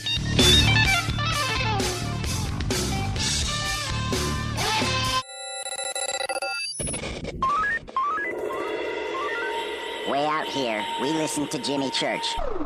You're listening to Fade to Black. Always on the edge of the hottest alternative talk. Jimmy Church with Fade to Black. KGRARadio.com. ¿Qué tal, mis amigos? Yo soy Mario Carson, el tiburón, y los invito para que escuchen a mi buen amigo Jimmy Church Radio. ¡Claro que sí! Oh, fall. My favorite time of year. Cooler temperatures and, well, let's be honest, layers. Lots and lots of layers. Look, I get it. We all have that favorite hoodie. Matter of fact, I've got a few favorite hoodies. You should wear yours. Enjoy it. I do. But I stay focused on my health year-round. And for me, I take Nature's Youth RSF from nature'syouth.com. Nature's Youth RSF from nature'syouth.com. I eat right, control my portion sizes, still maintain a commitment to regular fitness, and I get plenty of rest, and I take Nature's Youth RSF. It's okay to cover up your beach body for a few months, but don't just forget about it. Nature's Youth understands exactly what it means to provide top-quality health products, and Nature's Youth customers not only improve their health, they know they're also providing their body with the right nourishment to maintain peak performance levels and fight the aging process. So layer up and get started today with Nature's Youth RSF. naturesyouth.com. Simple to use, even simpler to order. Go to naturesyouth.com. That's naturesyouth.com. You are listening to Fade to Black with Jimmy Church on the Game Changer Network. Oi, oi, I'm Reese Evans. You're listening to Jimmy Church. This is Revolution. The revolution will not be televised. The revolution is on radio. Ciao.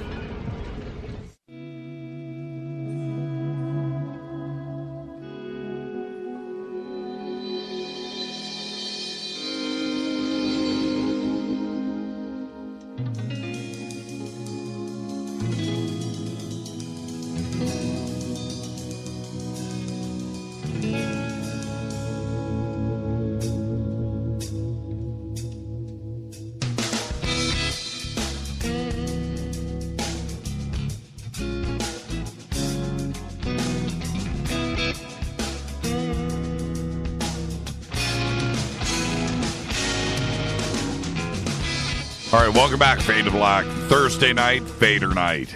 323-825-5045. Open lines all night long. If you're on hold, stay right there.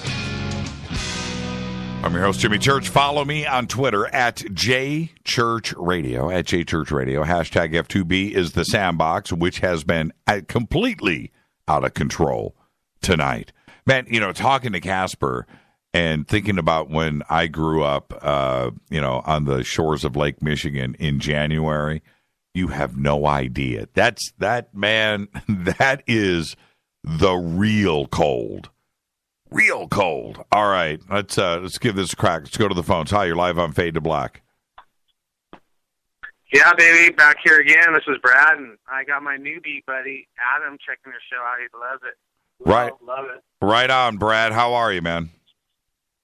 Doing good. Just was digging. John and I had some good no fake news, rocking as usual. Yeah, John's the best. He's the best. He's smart, right? He's smart. And that's all you can do is just listen and hope one day that you got the big brain that, John's got. That's what I do. Gosh, dang. I wish. Anyway, check it out. I got a good story. It kind of leads up to, it's a UFO story, sighting. What'd you see? Well, it wasn't me. I told you my story a couple times online and on the air, but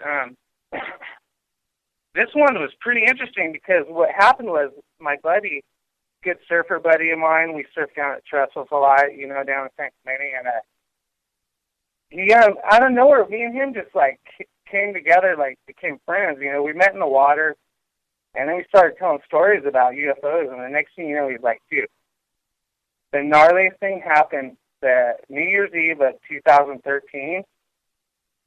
He had crazy sighting. He had 5 glowing orbs that came down, kind of like in an I formation. Right. Down across his house out in the hills of Riverside. So it's kind of country out there. If you know the Chaparral, he was outside the city, kind of in the suburb area. Right. Long story short, come down I formation. They lay out flat, over his neighbors, and he's just freaking out, screaming, Leslie, come outside, dude. There's stuff over your house, this and that. Next, he said he went outside with his phone, and I actually have video of it, which he will not allow me to post because he's already driving some weed on, and they gave him the runaround and whatnot. So he's just like, dude, I'm going to show you, but you're my brother, dude. You can't show no one. Dude, it was actually earth-shaking for me. It turned my life around, and then next thing you know, I'm looking into, more UFO stuff. I ended up contacting the desert, and, a month after that, I see my own stuff going on down at Dana Point. So it's weird. Once you really, clue in and turn your antenna on, right, kind of like Chris says, dude, it just opens up the full-on connection that you want, if you want it, it's going to be there, you just got to be ready for it and know how to get there, That's exactly right. That, and what is so great about having that attitude, first off, everybody walks around their entire life looking at their feet, right? You're looking at the ground. You're looking at you're looking down. But once, or your cell phone nowadays. These kids are killing me. Yeah? That's what I'm talking about. And once you realize and you find out that there is stuff going on above your head, now you're walking around looking up, and that's when you're going to see brother. something. Oh yeah, brother. Hell, or I wouldn't even say hell. I'll say head. Yeah, bro. Yep, that's what it's all about. Put your head up, man. That's Pick it. Yourself up. Get your head up. That's exactly right. Dolan and I and Brad, I'm going to let you go. Thank you for the call. And who's in the background? We got Adam. He's a newbie. He's stoked on the show. I think I'm going to bring him out Tuesday to check out Martell. Okay, you got it. We'll see you there, Brad. All right? All right, brother. Have a good night. God bless. You too. And Brad's exactly right. Because once you see something up, now you realize that you're just looking in the wrong direction. And Dolan and I were talking about that the other night, because you just don't know what is going on up in the stars above your head. You just don't know. Once you look in night vision and you get night vision, I would recommend it to if you ever have the opportunity to get some night vision and just look up at the sky and you see, and then you pull the night vision back down and just look and you see nothing. And then you put it back on and you look at there's stuff going on in all directions. Let's go back to the phones. Hi, you're live on Fade to Black. Who's calling? Hey, it's Kelly. Hey, Kelly. How are you tonight? I'm good. How are you? It's Thursday night, man. I'm hanging out with all of you guys. I love it. Life is perfect. I love it. Life is perfect. I love the show.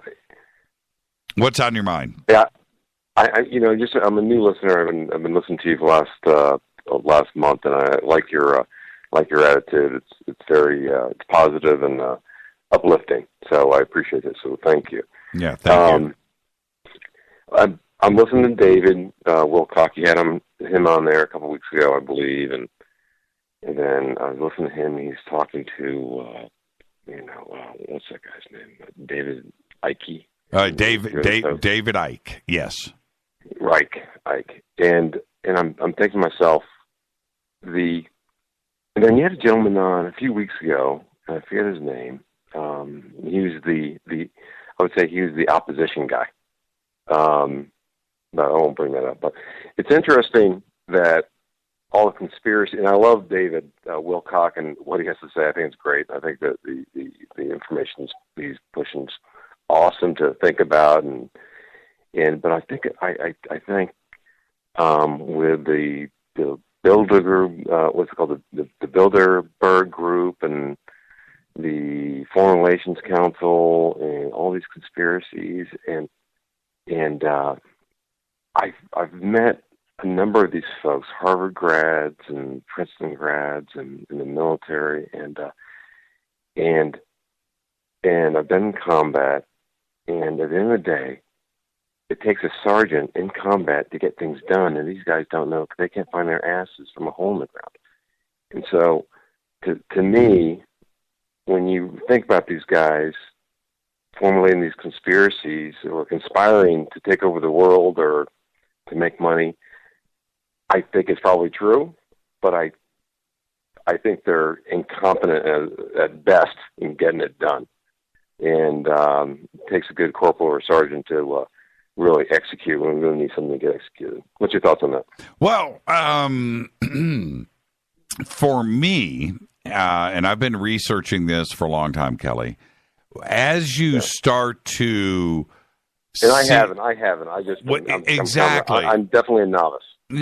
I'll point you in the right direction here to go and just check out some things. But there are... first off, it always comes down to money. And I know that sounds very generic. It sounds sounds very generic. But going back, once you start to look at one subject, maybe it's UFOs, or maybe you're looking at the petroleum industry, or you can look at the gold, or you can look at the White House, or you can look at the you look at all of these broad spectrum things that don't seem related. And then you start to find out that they are. I talk about fake news, and I talk about the mainstream media, and I talk about the control of information. Well, the control of information feeds from a couple of different sources. It comes out of, obviously, a lot of it comes out of Washington, or it comes out of London, it comes out of Moscow.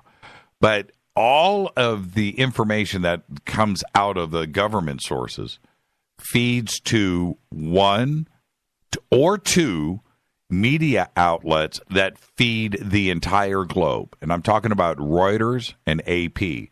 And those two organizations that feed all of the news around the world are owned by the Rothschild family, who own the banking system on each continent.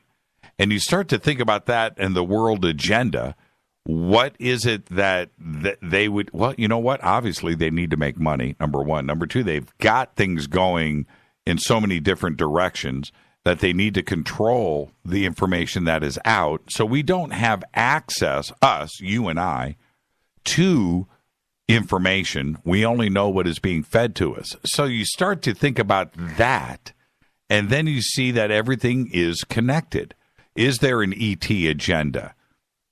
Why would they want to control that? Well, of course, money and the petrodollar, which is controlled by the Rothschilds and is controlled by the United States. Oil is traded in U.S. dollars. Every country in the world, every time a barrel of oil is sold or pumped out of the ground, the United States makes money off of it, no matter who the country is.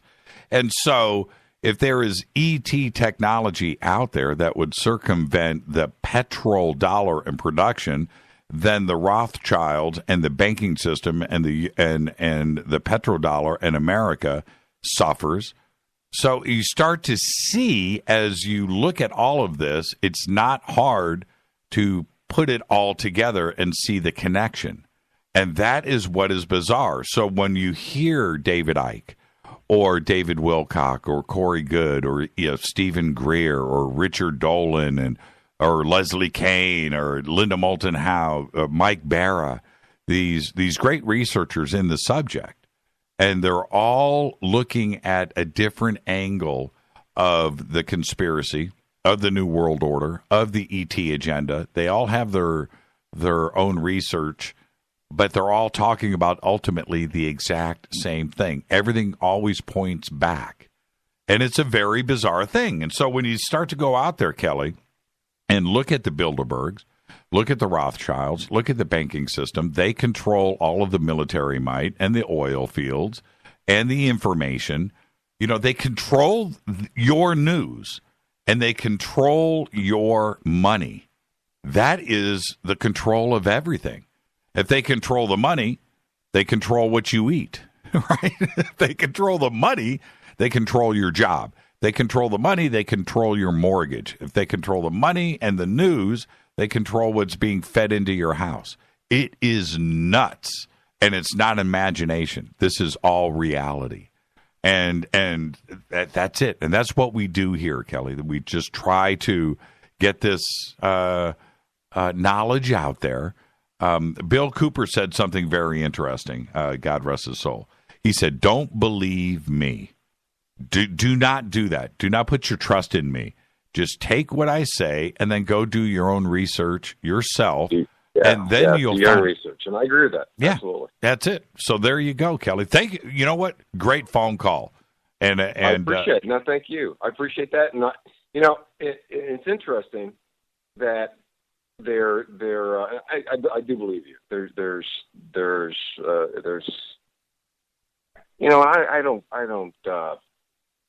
I don't have hard feelings for folks that their desire is to make money. Kelly, I do on the back if it's on the backs of other people, and I do agree with you. What really makes sense is that if I mean, I pay $500 a month on just freaking electricity. It's incredible. I can't believe it. Right. Every time I write that check, I can't freaking believe it. I'm going, are you kidding me? Yeah. And then the same with fuel with the cars we have, and so. Well, you said you served, right? You said you served, right? I did, yes. Okay. Now, This is what is crazy. You know, my dad was in the Army, right? I was an Army brat. And this is what is really difficult for me to wrap my mind around. But if you have a factory that makes bullets, then for you to make money, you have to continue to make bullets. If bullets don't get fired and used up shooting at somebody, then your factory sits idle and you do not make money. So it is in your best interest to hope that somebody out there is getting killed. It's in your best interest to hope that a war kicks off or that there is a war going on all the time so you can make money and make more bullets and make more missiles and make more shells for cannons and tanks. Right? That's you are hoping when you wake up in the morning that something around the world is flaring up. Now, that is what I'm talking about here. So when you are controlling the banks and you are able to fund both sides of a war, right? You are able to loan money to both countries that are in a conflict because both of them need to make bullets. You're in a win-win. And that's what, and so you control the information that is going to cause one country to be angry at another, right? Because you control the news. And if you control the news and you control the money and you own the factories that are, it is a crazy, crazy world. And everything that I just said to you, you can go and research and look at the Bilderbergs and look at the Rothschilds and look at the banking system and look at the corporations that and the stocks that are being traded at Raytheon. Every time we fire a cruise missile, Raytheon stocks go up. Because it's nuts. Hey, Kelly, thank you for the phone call, my friend. Hey, thank you, Jimmy. Hey, keep them going, keep the faith, and I'll be listening. Absolutely, man. Don't be a stranger. All right, sir. Thank you, sir. That's what I'm talking about right there, Kelly. First-time caller. And 323-825-5045. 323-825-5045. It's Fadernight. It's Thursday night. But before I get back to the calls, check this out. For the second time, a hacker known as Cyberzeist, and you can go to his Twitter account right now, at Cyberzeist. I spent a lot of time there today, man. I'm so surprised that the NSA didn't shut this show down because they saw me poking around and clicking. Cyberzeist has breached the FBI's website and leaked personal account information to the public. On December 22nd, that's right, last week, Cyberzeist, also known as, are you ready? Leaky, but it's actually LE4KY, Leaky. The 4 looks like an A. Exploited a 0-day vulnerability in the Plone Content Management System, otherwise known as CMS, of the FBI's website and leaked some of the information to Pastebin, every hacker's favorite dub, which is an open source site that hackers use to post their stolen information and bits of code and all kinds of stuff like that. Well, check this out. In the Pastebin leak, the hacker, Cyberzeist, claims that the leak was totally devoted to Anonymous and the Anonymous movement. A 0-day fault is a vulnerability in the code that has not been detected, listed, or patched yet. Therefore, the FBI had 0 days to respond to the attack. Get it? CyberZeist was able to find the vulnerability in the Plone CMS, which is considered to be the most secure CMS among security experts. It is used for all the major websites like Google, the FBI, the CIA, the NSA. The latest hack revealed personal data on 155 agents in the FBI, including their names, passwords, and email accounts. CyberZeist warned other agencies that are currently using the Plone CMS that they, too, are vulnerable to a similar attack, including the European Union Agency for Network and Information Security, Intellectual Property Rights Coordination Center, and Amnesty International. CyberZeist breached the FBI site and found that they were running an old version of the open source operating system OS FreeBSD, and I'm not making this up. While the most recent version, 11.0, was released in October 2016, the FBI is still using version 6.2, which was released in January of 2007, 10 years ago. While exploiting the code, CyberZeist discovered that the FBI's webmaster had, and I'm quoting here, and this is on his Twitter feed, by the way, a very lazy attitude as she kept the backup files, the .bzk file extension, on the same folder where the site root was placed. And then he said in Twitter, "Thank you, webmaster." Authorities in the U.S. have not responded to the CyberZeist hacks. CyberZeist claims that they did not discover the vulnerability into the CMS. And so he tweets out, "I was assigned to test out zero-day vulnerability on FBI and Amnesty website because, as they claim, the vendor was too afraid to use it against the FBI website." The hacker confirmed that the zero-day exploit is offered for sale on the Tor network by a hacker that goes by the moniker Loafer. That's LO4FER. You know, 4 is an A.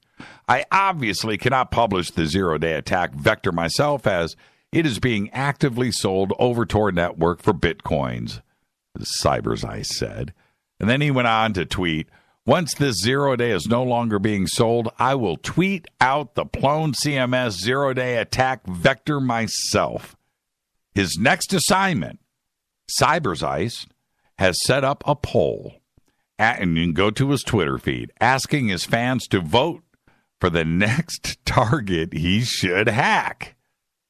The options are between government services, banking institutions, are you ready? Banking corporations, military and defense services, and then there's an other option.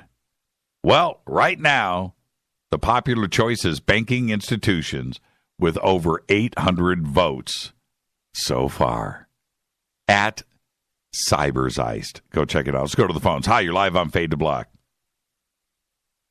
You're live. You're live. 3, 2. I'm giving you one last chance. You've been on hold for 10 minutes. 3, 2, 1. I hate to do that. I don't want to do that to anybody. But man, CyberZeist and my mouth, I can't stop. A B-52 Stratofortress bomber lost one of his 8 engines while conducting a training flight off of Minot Air Force Base in North Dakota. Some things you just can't make up. The Air Force said earlier today, and I'm quoting here, a B-52 dropped an engine while in flight. The aircraft landed safely with no injuries, unquote. Now, wait a minute. You got to ask yourself, how is that possible? My memory is, and I went and looked at a bunch of B-52 pictures. The engines, of which there are 8, are in pairs of 2. And they are together. Right? Come on, airplane guys. You guys know exactly what I'm talking about here. So how do you lose one of 8 engines. How does one separate from the other engine? Because they hang down below the wing, right? They got the pot, and there's 2, and they're connected, right? Well, I went and looked, man. I don't know. I don't know if it fell out. Somebody post a picture of a B-52 right now. Let me see it in Twitter. Look at a B-52. What is going on here? Hold on here. Let me look. B-52 right now. Bam. Images. There we go. Do you see that? Do you see what I'm talking about here? Right? You see how there's one pod, it comes down. How does one of those engines fall off? How? I don't get it. They're connected. There's only one pod that comes down and connects both of those engines together, and the engines are touching. Crazy. The engine broke up and debris landed in an unpopulated area, the report said. No immediate information on injuries or damage on the ground. I couldn't find out anything. I did read that a UH-1N Huey, oddly enough, a Huey is about as old as a B-52. Can't believe they're still flying, but they are. So a Huey was dispatched to the site where the engine fell to recover what was left of it. A B-52 drops an engine. There's something more to this story, my friends. I just don't know. Okay, I'm looking at a huge picture of a B-52 right here. And each one of these pairs of engines, they are together. They're connected. I don't get it. That's the weirdest news of the day until this. The Pentagon announced earlier today, I got to hit a break here, and I've got to get this out before I get back to the calls. Pentagon announced today that 4 inmates were transferred from the Guantanamo Bay prison to Saudi Arabia, dropping the prison's population to just 55. Of those remaining, 9 have undergone a security review process and are eligible now for transfer. 9, I bet you those 19 are happy right now, dancing the jig. 9 of 161 inmates released since January 2009 had returned to supporting terrorist groups. 9. An additional 11 are suspected of having gone back to terrorist activity.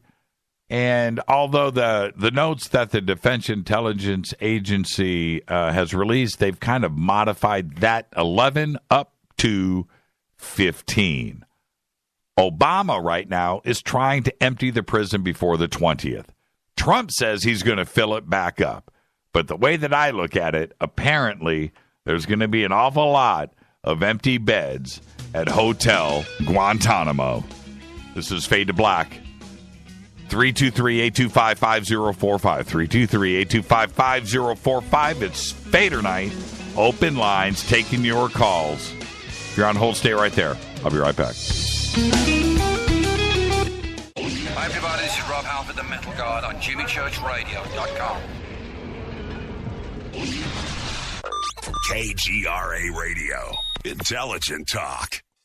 You've probably heard about all the great benefits of goat milk soap, but did you know some companies take shortcuts? At Old New England Soap, we make our organic goat's milk soap using 36% goat's milk. That's 17% more than most others. Our bars are larger, so they last longer, producing lots of lather packed with vitamins. And our soap is a natural moisturizer that smooths dry and damaged skin. Order online at oldnesoap.com. That's oldnesoap.com. You've tried the rest. Now try the best. oldnesoap.com. Water-based soaps on supermarket shelves use harsh chemical acids to break down dead skin cells. And that's just not good for you. At Old New England Soap, our soaps are made without chemical ingredients, contain no alcohol or petroleum products, and use 85% organic materials and carry the USDA's organic certification. Try some today. Go to oldnesoap.com. That's oldnesoap.com. oldnesoap.com. So, you love talk radio? Then you'll love TalkStreamLive.com. TalkStream Live is always on, 24/7 with the best streaming talk shows. Find your favorite talkers and discover some new ones. It's free, readily available online or on any smartphone or tablet. Finding your favorite talk shows all in one place has gotten a whole lot easier. Just go to TalkStreamLive.com. Be sure to download the free apps from Google Play or the iTunes App Store.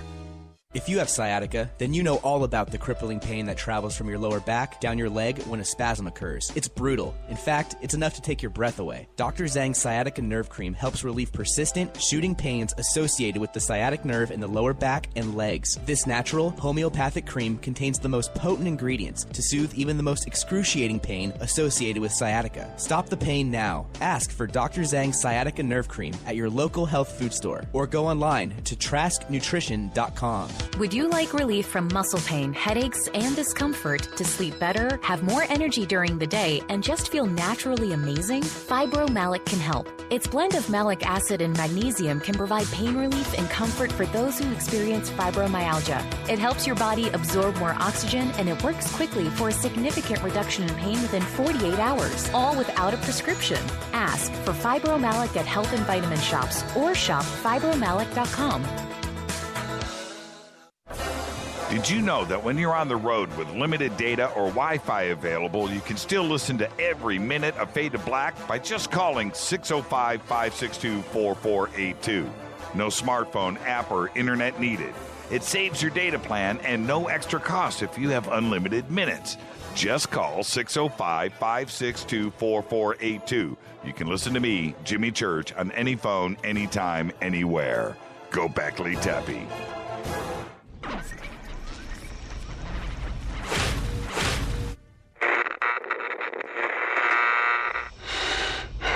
You want to know a secret?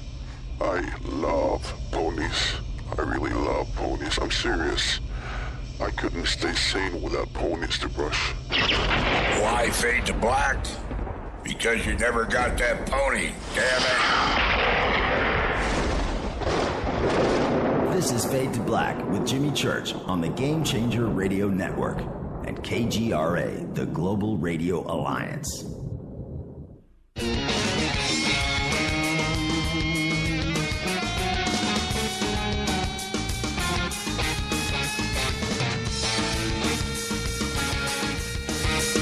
All right, welcome back. Fade to Black, Thursday night, Fadernight.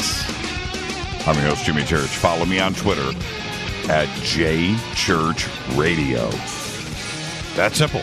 JChurchRadio. You can figure it out. So, I got to tell you, I love this audience. I love Twitter. And I depend on it.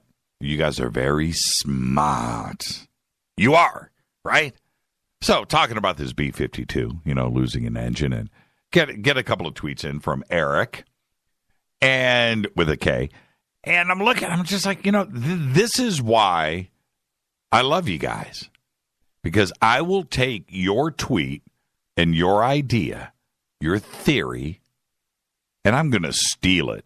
I'm just going to steal it, man. But Eric, I'm going to give you credit right here.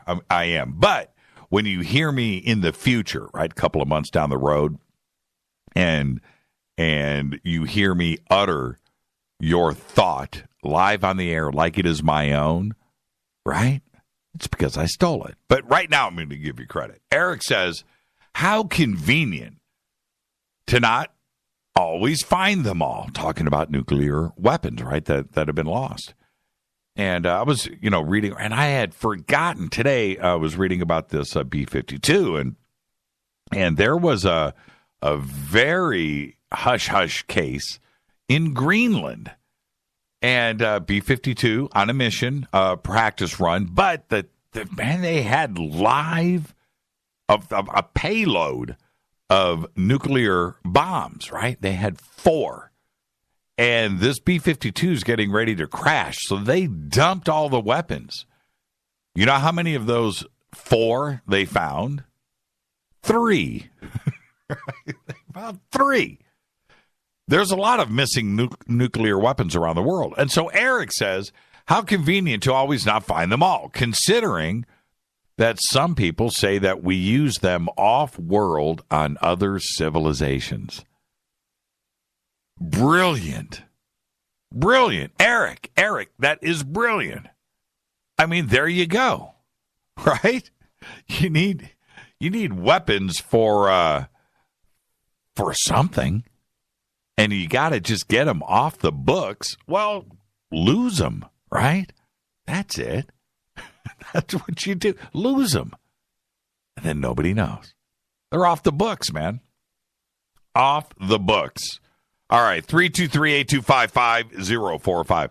I want to get some opinions in here on Twitter because this has been flying around all night about, because I have never seen this, never had this issue, and we've got the best website and the best web guys, guy, Drew, that deal with us. Right, we have our own standalone servers that are ours. Right, so we're pretty good.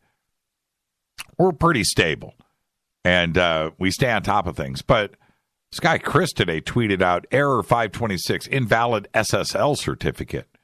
Right, can't access the site, and I gotta say, man, I've never seen that, and there's probably on the site.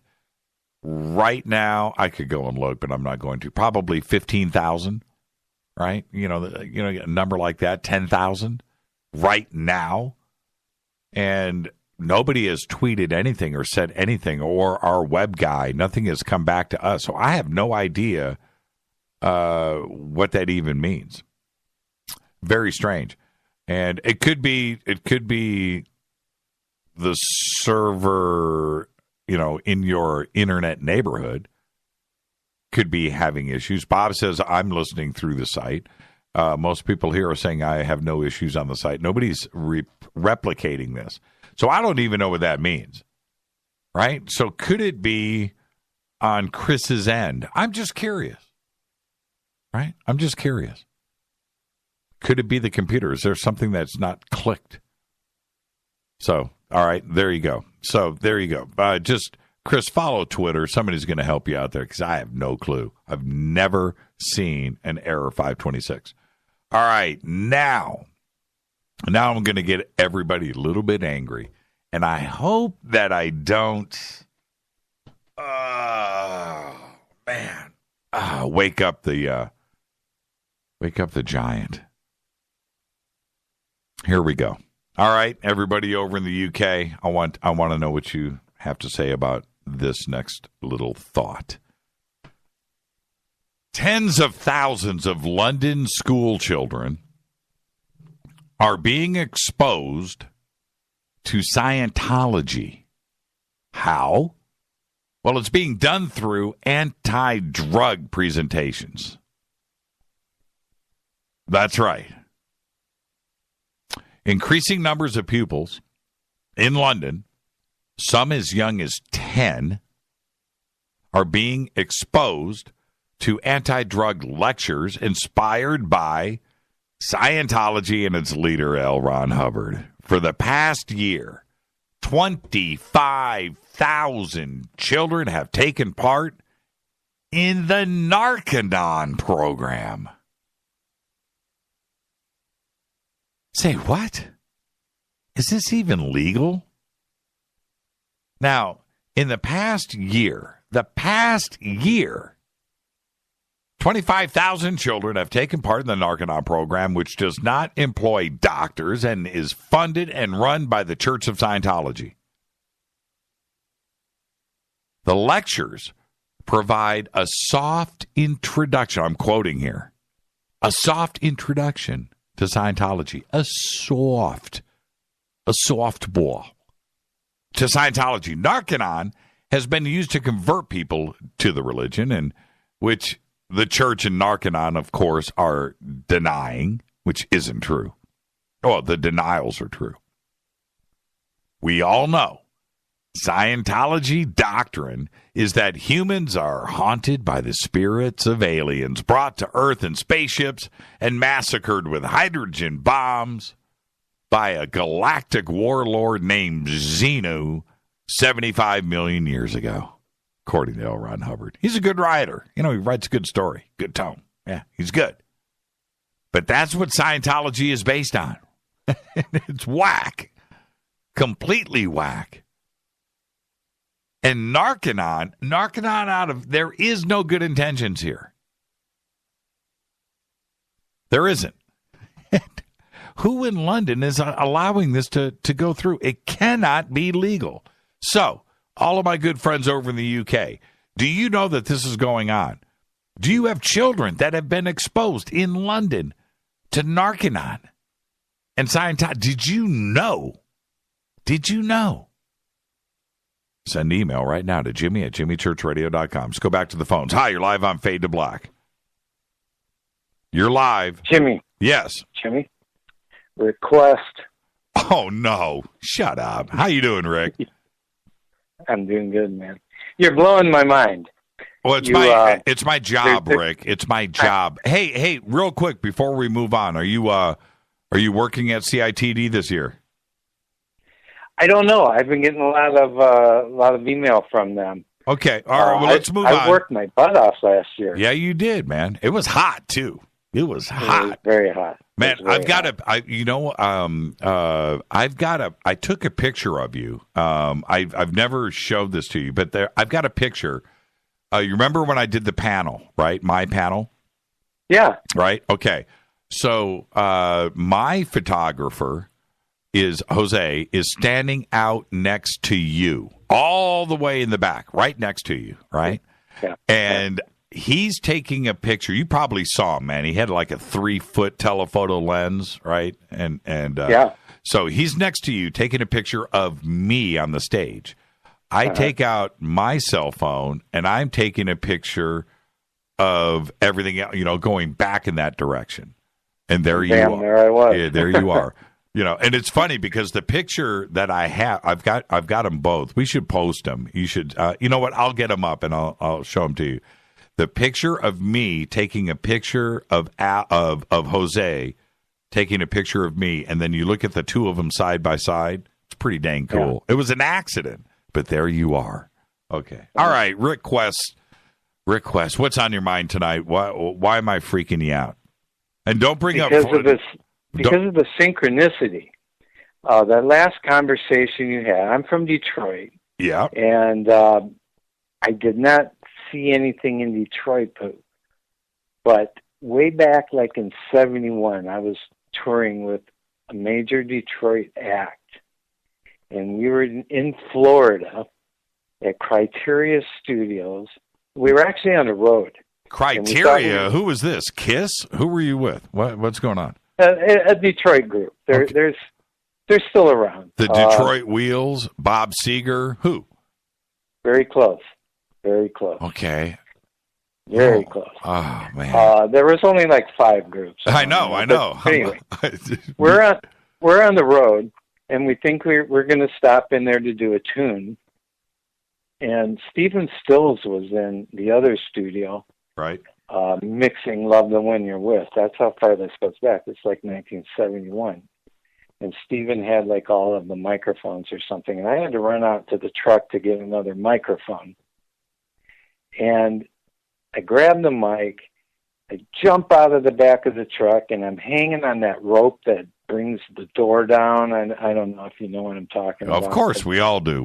You had to pull the rope to get the door down. Yeah. Right. And I spin around, and right there in that parking. Now, I haven't told anybody this in like 40 years, Jimmy. I've been trying to build up the courage.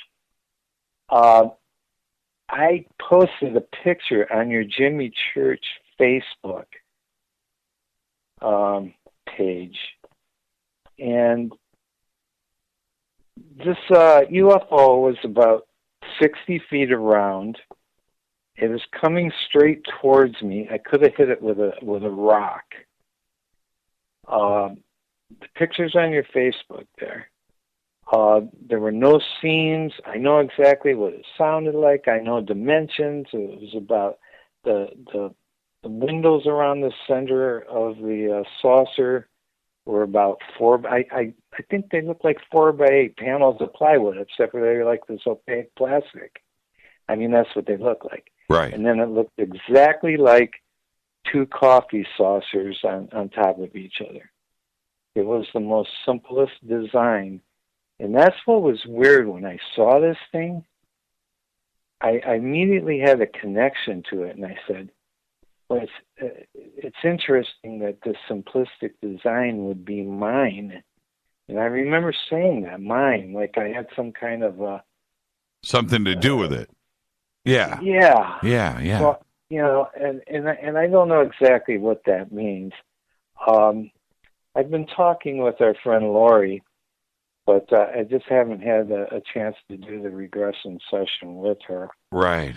But this story over the 40 years just keeps getting weirder and weirder, and bits and pieces keep coming back to me.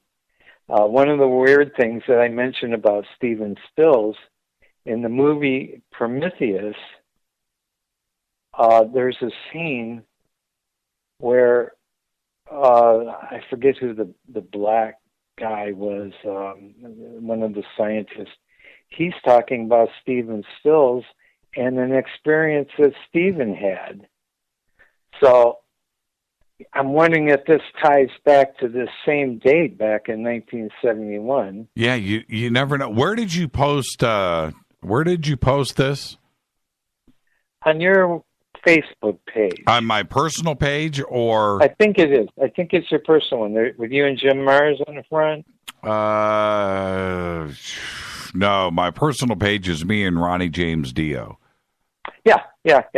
Okay. Now he's another synchronicity, Ronnie James, because my real name is Rick James.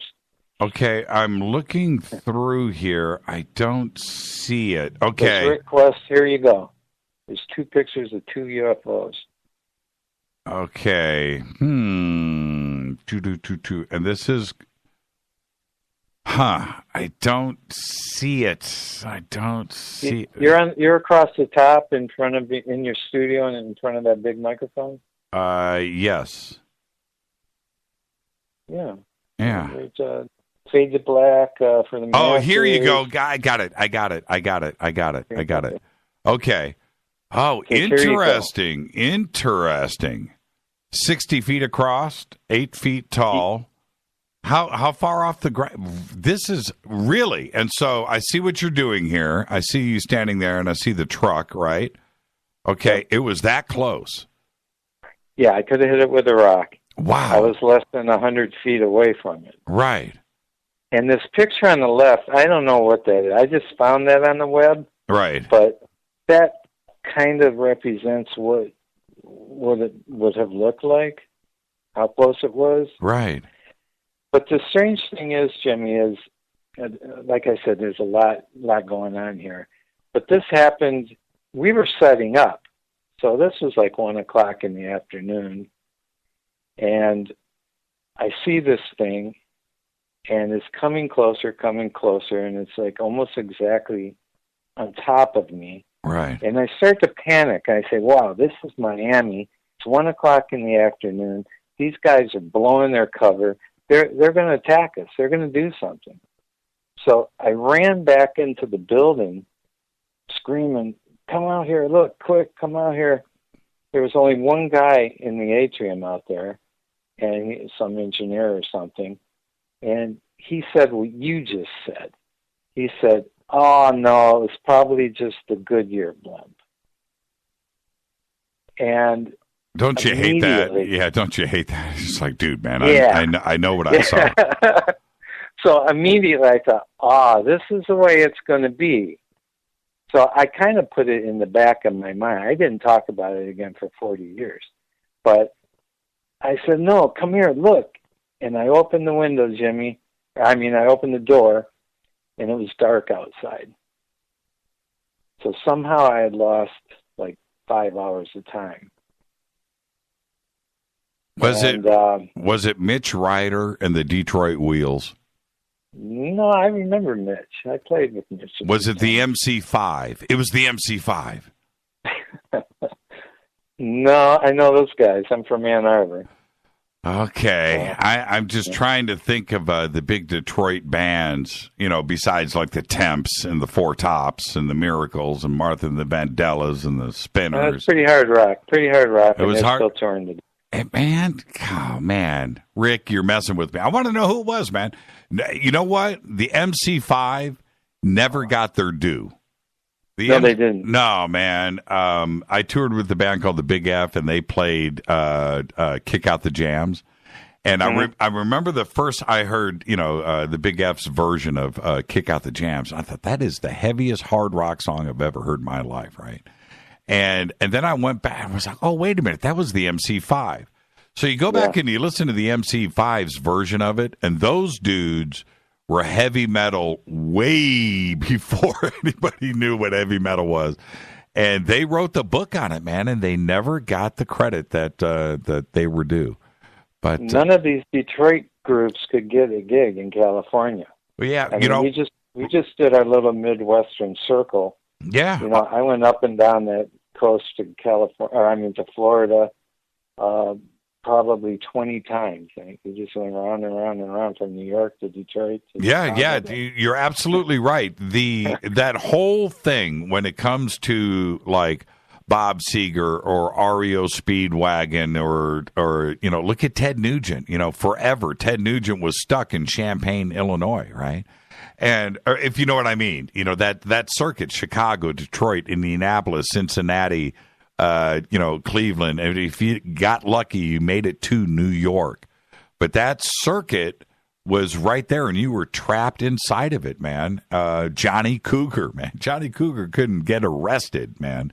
Eventually everything changed for Seeger. And I guess Bob, he became one of the biggest acts in the history of music, but he was a Detroit guy. And same thing with REO Speedwagon or Head East, right? Or Nazareth, or you can go on and on and on with for the Detroit groups it was Cal Jam. I think Nugent, Seeger, all of those groups made it when was that, 78 Cal Jam? Yeah. Styx, right? Yeah. So there you go. Wow, that's an amazing sighting. So you're not going to tell me who the band was.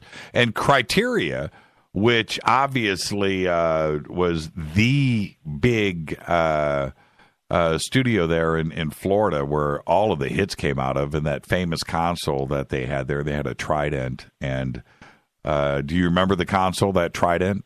I got a Trident in my studio. Yeah. The man, I think like Layla, was cut on that.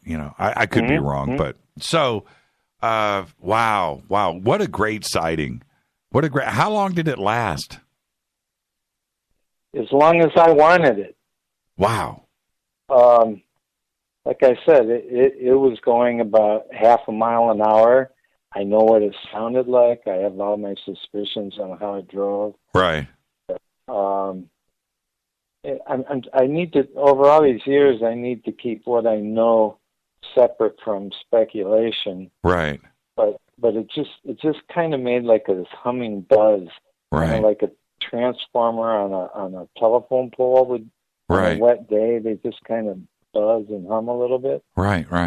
That's the noise it made.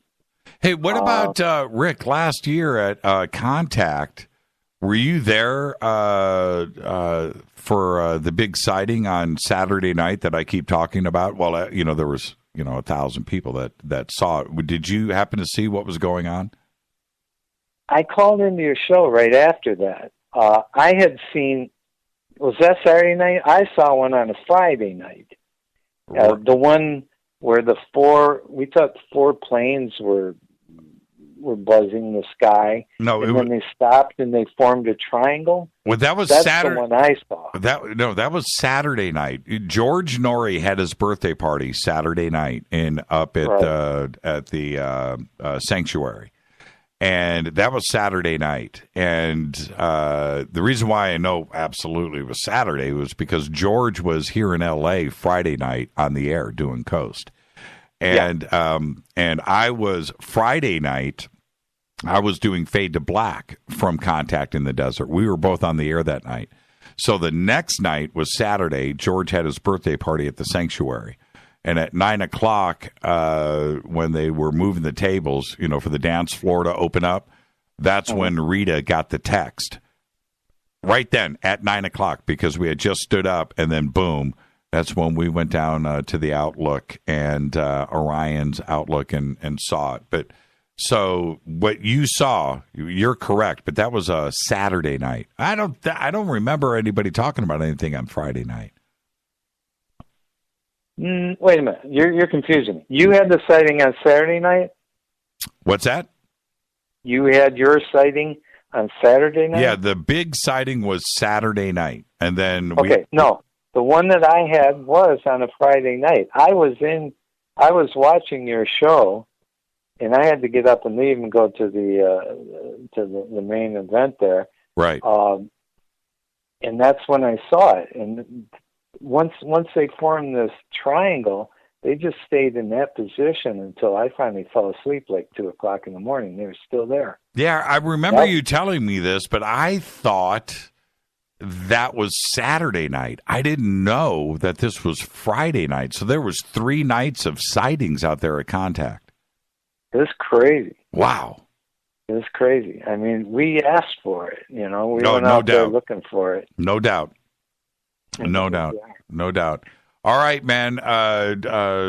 Thank you again, Rick. And before I let you go, I want to thank you for calling in with that, because that's just amazing. And I feel a little disappointed that I couldn't guess the band. Or maybe I did and you just wouldn't tell me. But you build Harley. You actually mentioned. Okay. All right. Fair enough. You build Harleys, right? Yeah. And what are you working on now? I've got it. Well, you saw the one. My most recent one is that black one with the green flames. Man, that thing is so awesome, man. I want to tell you, that style right there, that's exactly what I want. It's old school. No radiator.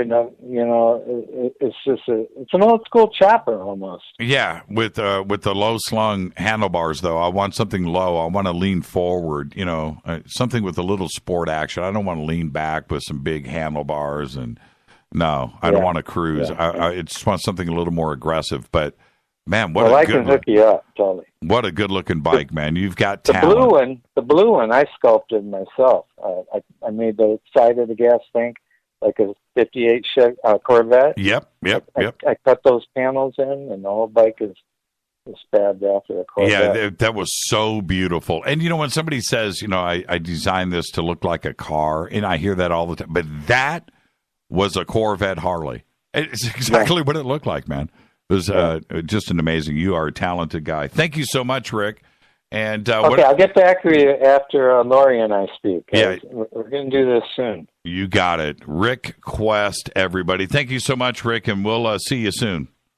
I love you, bro. You got it. I love you right back, Rick Quest. Everybody, this is Fade to Black, man. Down at Criteria Studios, 1971. If you want to see the images, I'll see if I can pull these up really quick and get these posted over on Twitter during the break. Pretty crazy. Thank you, Rick. This is Fade to Black, 323-825-5045. I'll be right back. More of your phone calls next.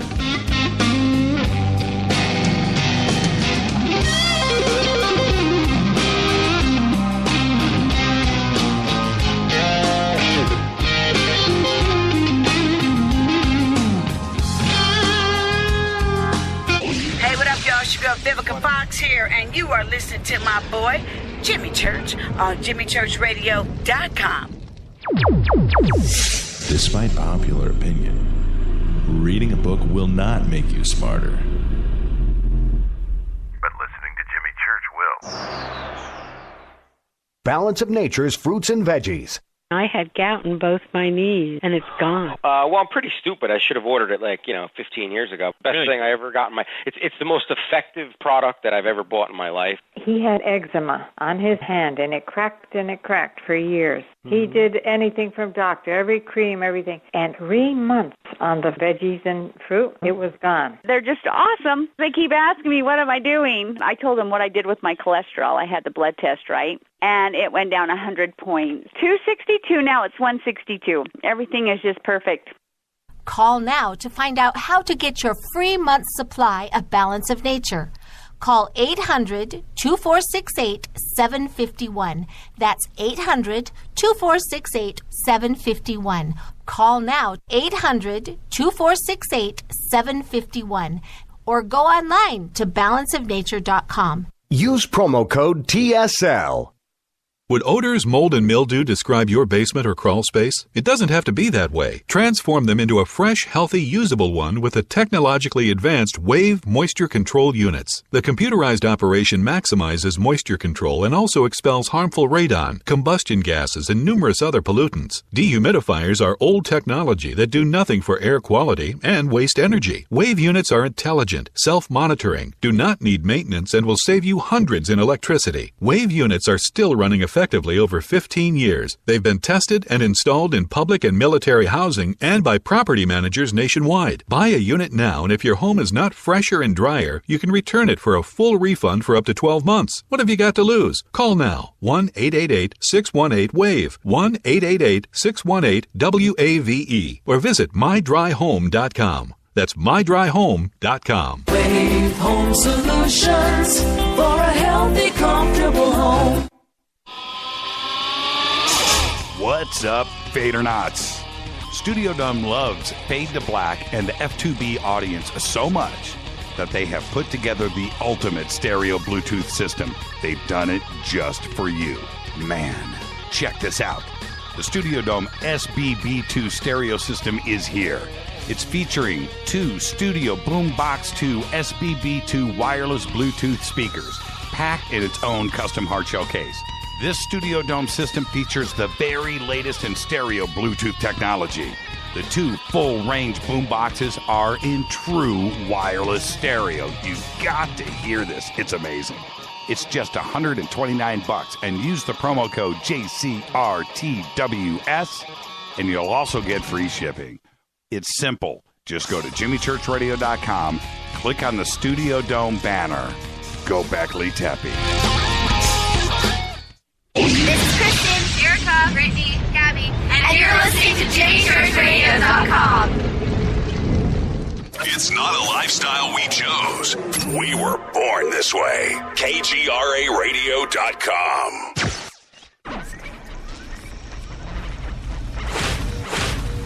This is KJCR at JimmyChurchRadio.com.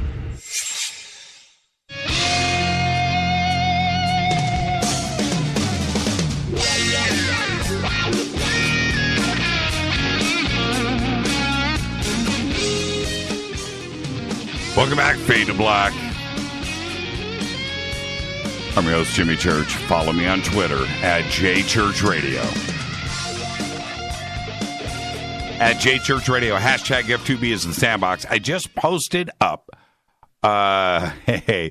Everybody's taking guesses at Rick's band, and I just got email on who the band was. So I'm just going to respect Rick here and not say it out loud. But that was the one band I didn't name. I did not. And I also just posted pictures of what Rick saw down in Miami. Now, so just go to at JChurchRadio on Twitter, and you can see it right there, hashtag F2B. You'll see it in the feed. And so what he has posted here, forget about the image on the left. The image on the right, you can see the U-Haul box truck in the background. You can see the gentleman in the middle of the parking lot looking up at the sky. And you can see now this image that he generated on what he saw. That's pretty incredible. That's a pretty incredible sighting. And Criteria in Miami, it's in a pretty urban area. All of Miami is, all of South Florida is. But for this to happen right there, it's pretty interesting. And so you can see how he was talking about the 2 plates on the bottom and the top. There it is.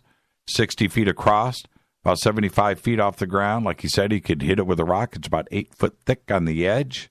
Pretty incredible. So you can check that out. And then I went ahead and did this, Rick. I apologize if you don't want people to see it. But there's Rick's bike. And there it is, man. That thing is perfect. You want to know what I would be seeing? That's it right there. That is the perfect bike. I think it's perfect. Man, it might ride a little hard, man. Hardtail with a little tire on that thin tire. But, man, it's good looking. That's a good looking bike. And I can see that that thing got retweeted a few times. All right. Thank you, Rick Quest. Very cool guy. Good sound guy, too. All right. Where am I? What am I doing? Oh, okay. Back to, guess we're taking calls tonight, right? All right, let's just go back to the phones. Hi, you're live on Fade to Black. How are you this evening, Mr. Jimmy Church? What's up, Steve? How are you, brother? I'm watching it snow, Jimmy. Oh, really?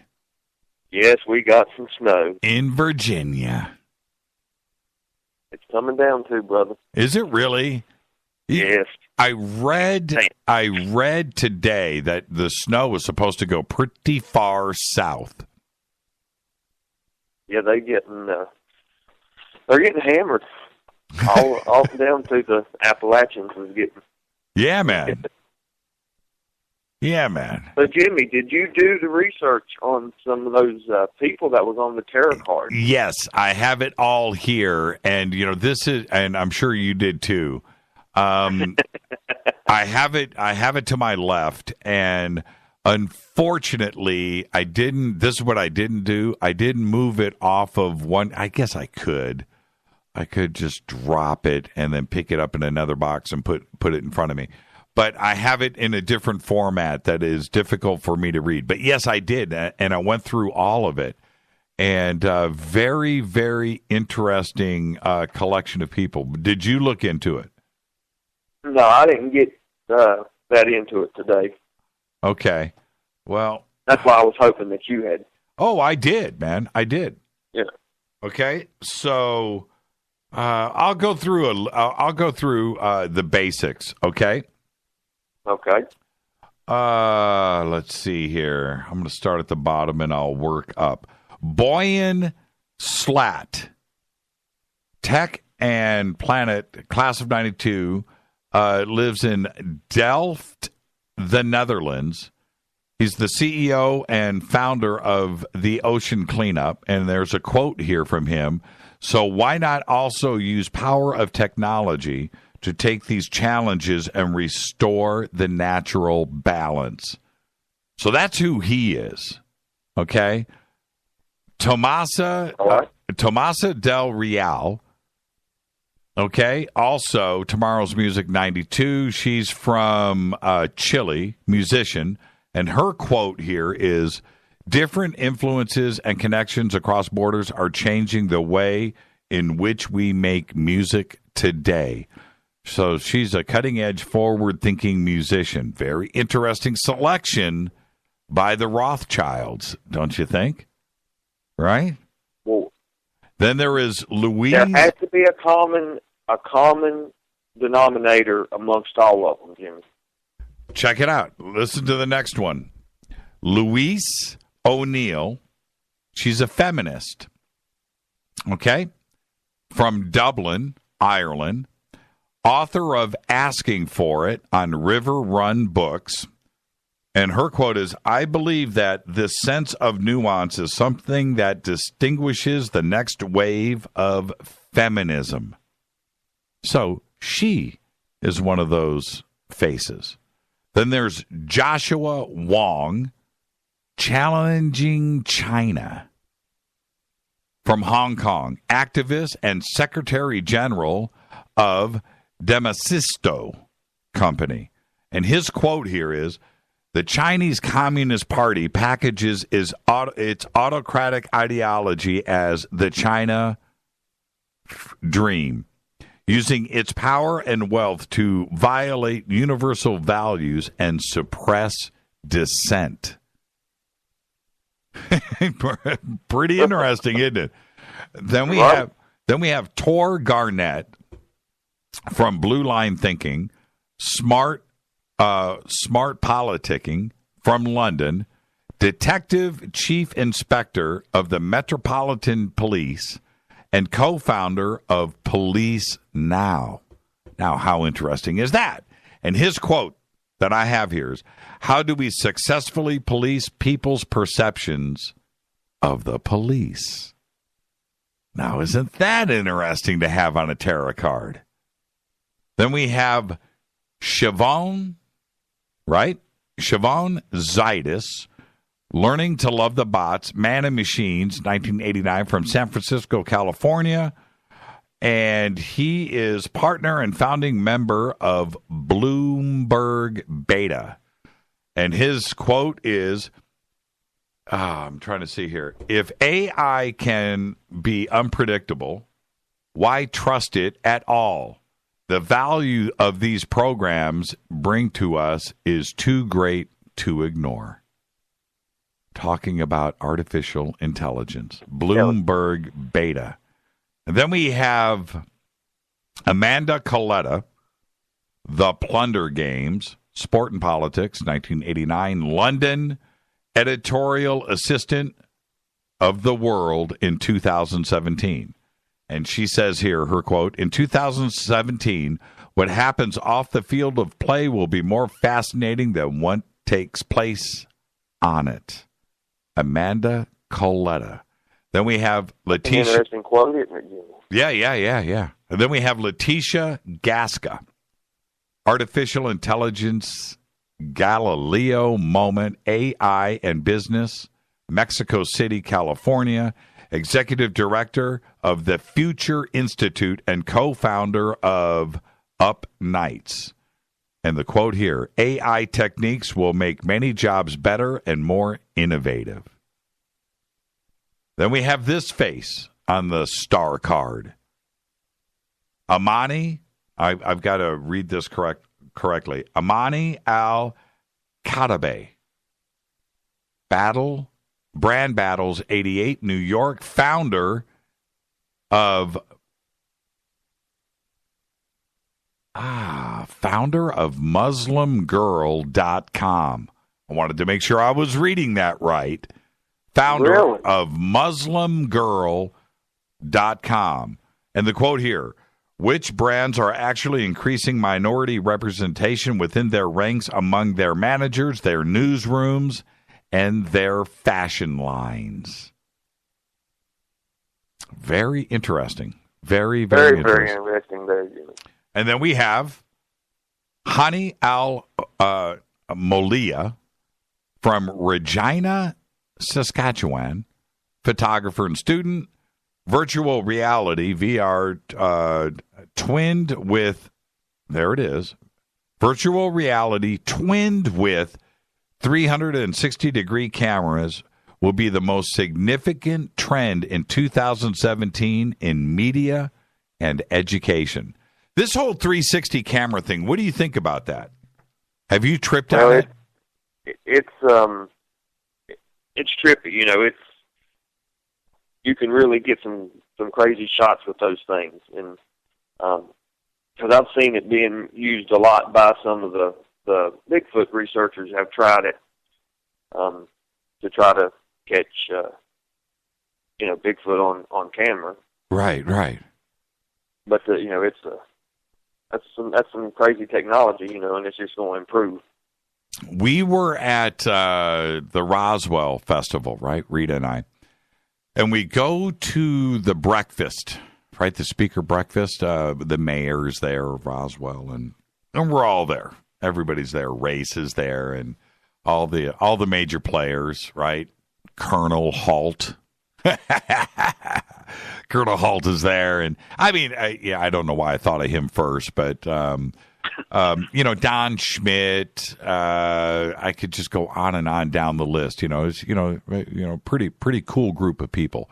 But Alejandro Rojas is there, and he comes up to Rita and I, and he takes our picture. And while he does this, and we're talking to him, and I'm like, what's going on? He goes, dude, man, I'm taking a 360 picture. And I was like, really? And he posts it online, and it's there somewhere. I don't know if Rita can go and find it, or if we have it, or whatever. But yeah, this picture, man, and he took it. It took about a couple of seconds, maybe. Right, I think it's like two and a half seconds. Yeah, it was seconds, pretty. something like that. It's not much. compared to what is in this picture, it's bleeping amazing how fast it is. And it is the entire room from the floor to the ceiling, full circle 3D, and you can grab it with your mouse and move it all around there and look at everybody standing in the room. And it's high def. Right. Man, it's high and def. Yeah, there's no distortion in it either. None. No distortion, man. You can zoom up on faces and things and look around the room. And I'm like, wow, this is really, really cool technology. And look, I've seen it before. Okay, I get that, but you don't appreciate it until you see it like that. Boom, taken, done, posted online, and there it is, 360-degree view of everything in the room, and then you start to appreciate what's going on here. That is amazing technology. There's no question about it. So, yeah. And it's just going to get better, Jimmy. I don't know, man. I don't even know how it's done. I mean, obviously it's software and it's grabbing digital images really fast, but you have to piece it all together, right? It's got to get. I don't know, man. That's incredible technology. I totally agree. That coupling that into a VR environment, so you can put on, because the way that this picture is, you know that immediately. Done right with the right, you can walk inside of this room, man. You can walk around the room. You can walk up to it's, man. That's nuts. I mean, it's nuts. Oh man. So what's going on, man? It'll get better. Yeah. So what's going to happen with the Chilean UFO? Hey, did you see the video? I watched the whole 10 minutes of it. Now, what was that? UAV or whatever they're calling it now, other than UFO. UAP. UAP, okay. What did it spew from the craft, Jimmy? I don't know. And it looked. Did you see how hot it stayed, though? Yes. After it spewed that, and the craft moved away from whatever it ejected from it. Right. If you watch that thermal mass image of material, right? It stays hot in the sky. It just don't. You would think that it would dissipate rather quickly if it was some kind of gas or, whatever. And it don't. It stays hot in the sky for a good length of time. The trippy thing, as you look at the video, is this. When they're showing the infrared, and you can clearly see the object, and you can see this ejection that comes out, and you can see that it's flying, it's moving, right? You can see the clouds moving in the background, and you can see that this object is there, and the spray comes out of the back, and it's physical. And then, when they switch to the regular camera, it's gone. Gone. It's in front of the cloud, and you can see the cameraman going, what the hell, right? Because he's moving the camera, he's trying to find it. He switches back to infrared. There it is. It's right in front of him, and it's a physical thing flying through the sky, and you can see the cloud in back in infrared, and it's bright, and it's there. And then they flick back to the regular kick, because that's what he's doing, right? He's tripping out. He flips back to the regular. These guys are struggling with what they're seeing. They're tripping.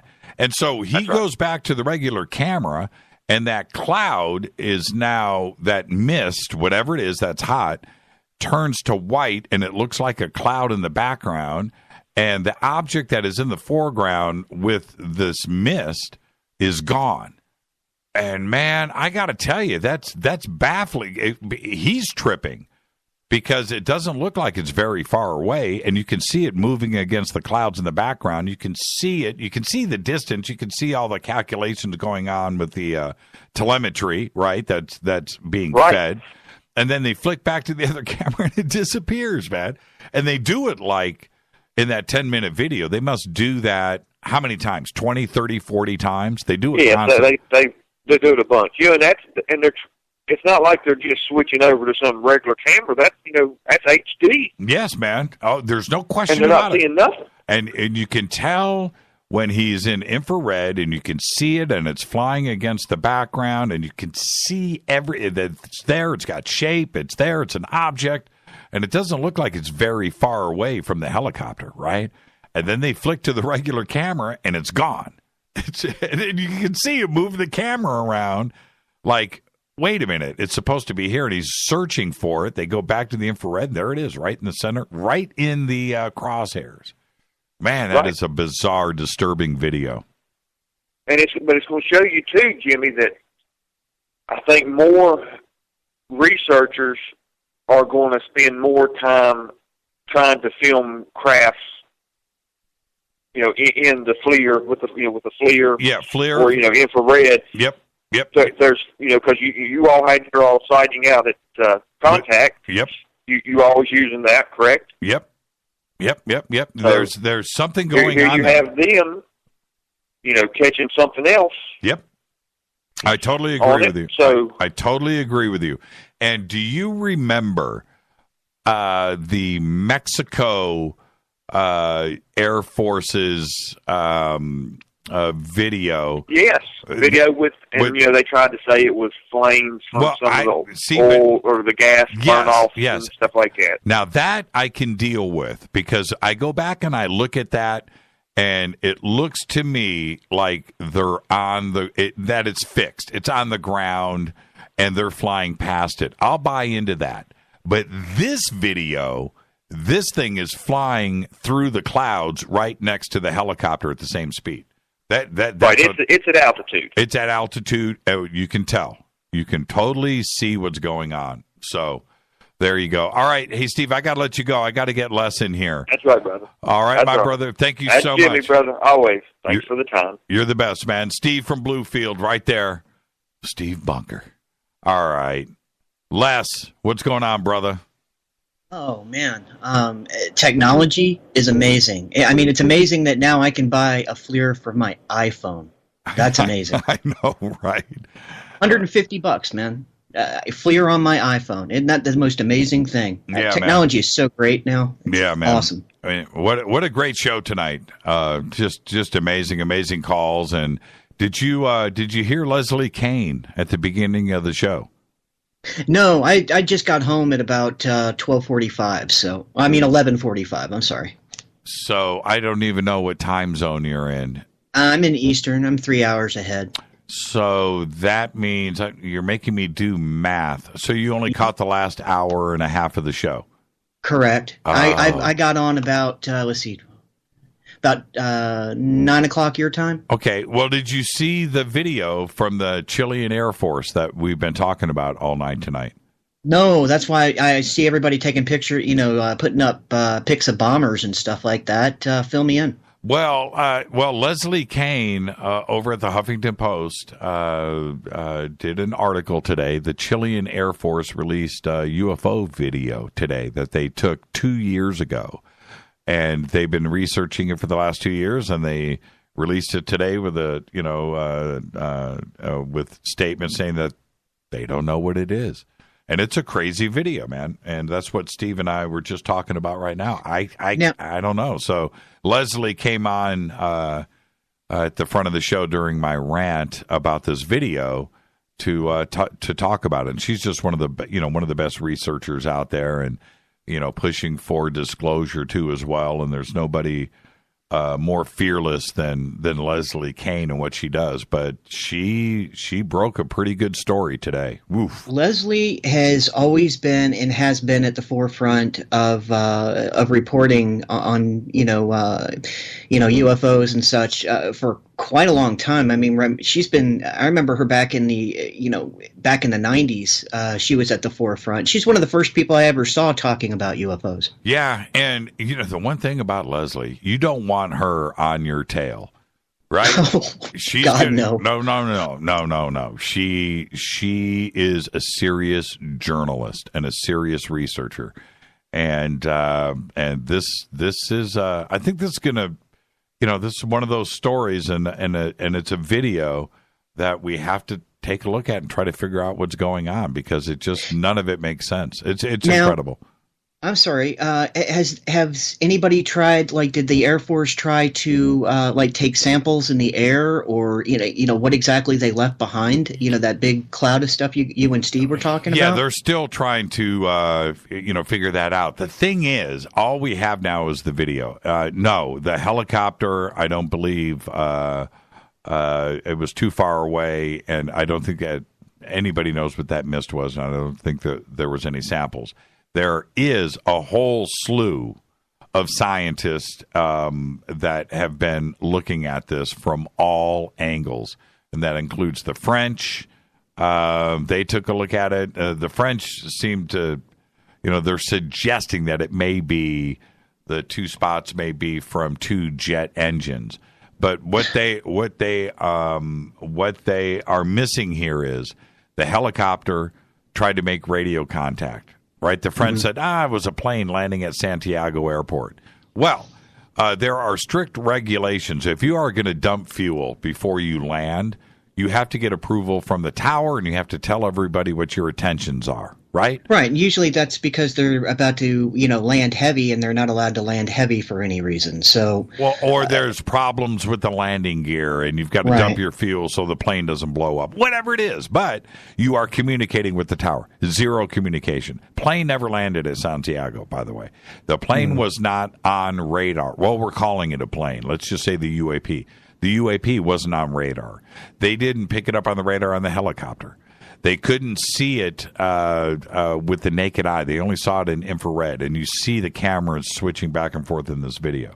It's a very interesting and compelling video. That's all. There is an object flying next to this helicopter that emits a mist twice, not once, but twice, and disappears. That's what it is. And, well, we have to thank the Chilean Air Force for at least. That's one thing I like about a lot of countries in South America. They're not so uptight, I guess is the word, about releasing stuff like that. They've been a little bit better at it than we have. It's the exact opposite. They want it to go public. They don't want to hide anything. They want to have scientific research involved.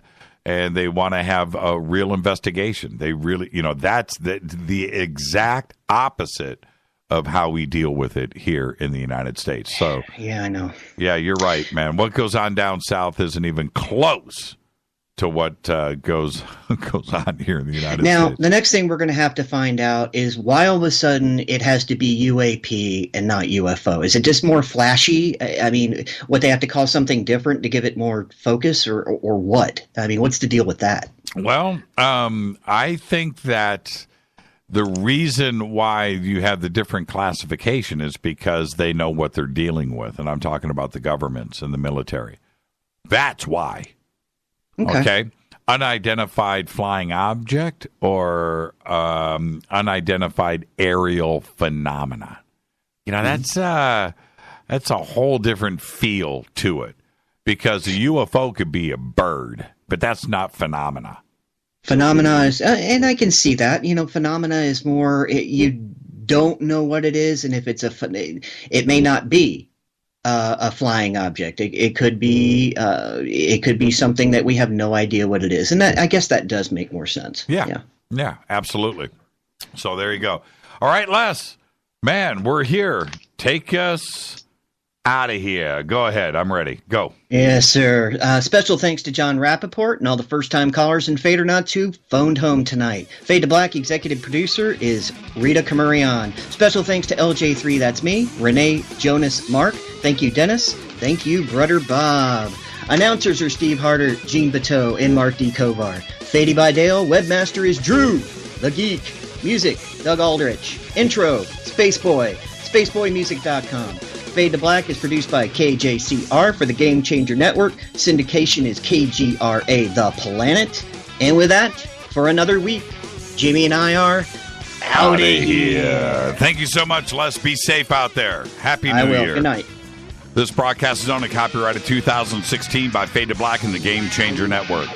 It cannot be rebroadcast, downloaded, copied, or used anywhere in the known universe without written permission from Fade to Black or the Game Changer Network. I'm your host, Jimmy Church. Follow me on Twitter @JChurchRadio. We'll see you guys on Monday. Until then, everybody be safe. Go Beckley Teppy.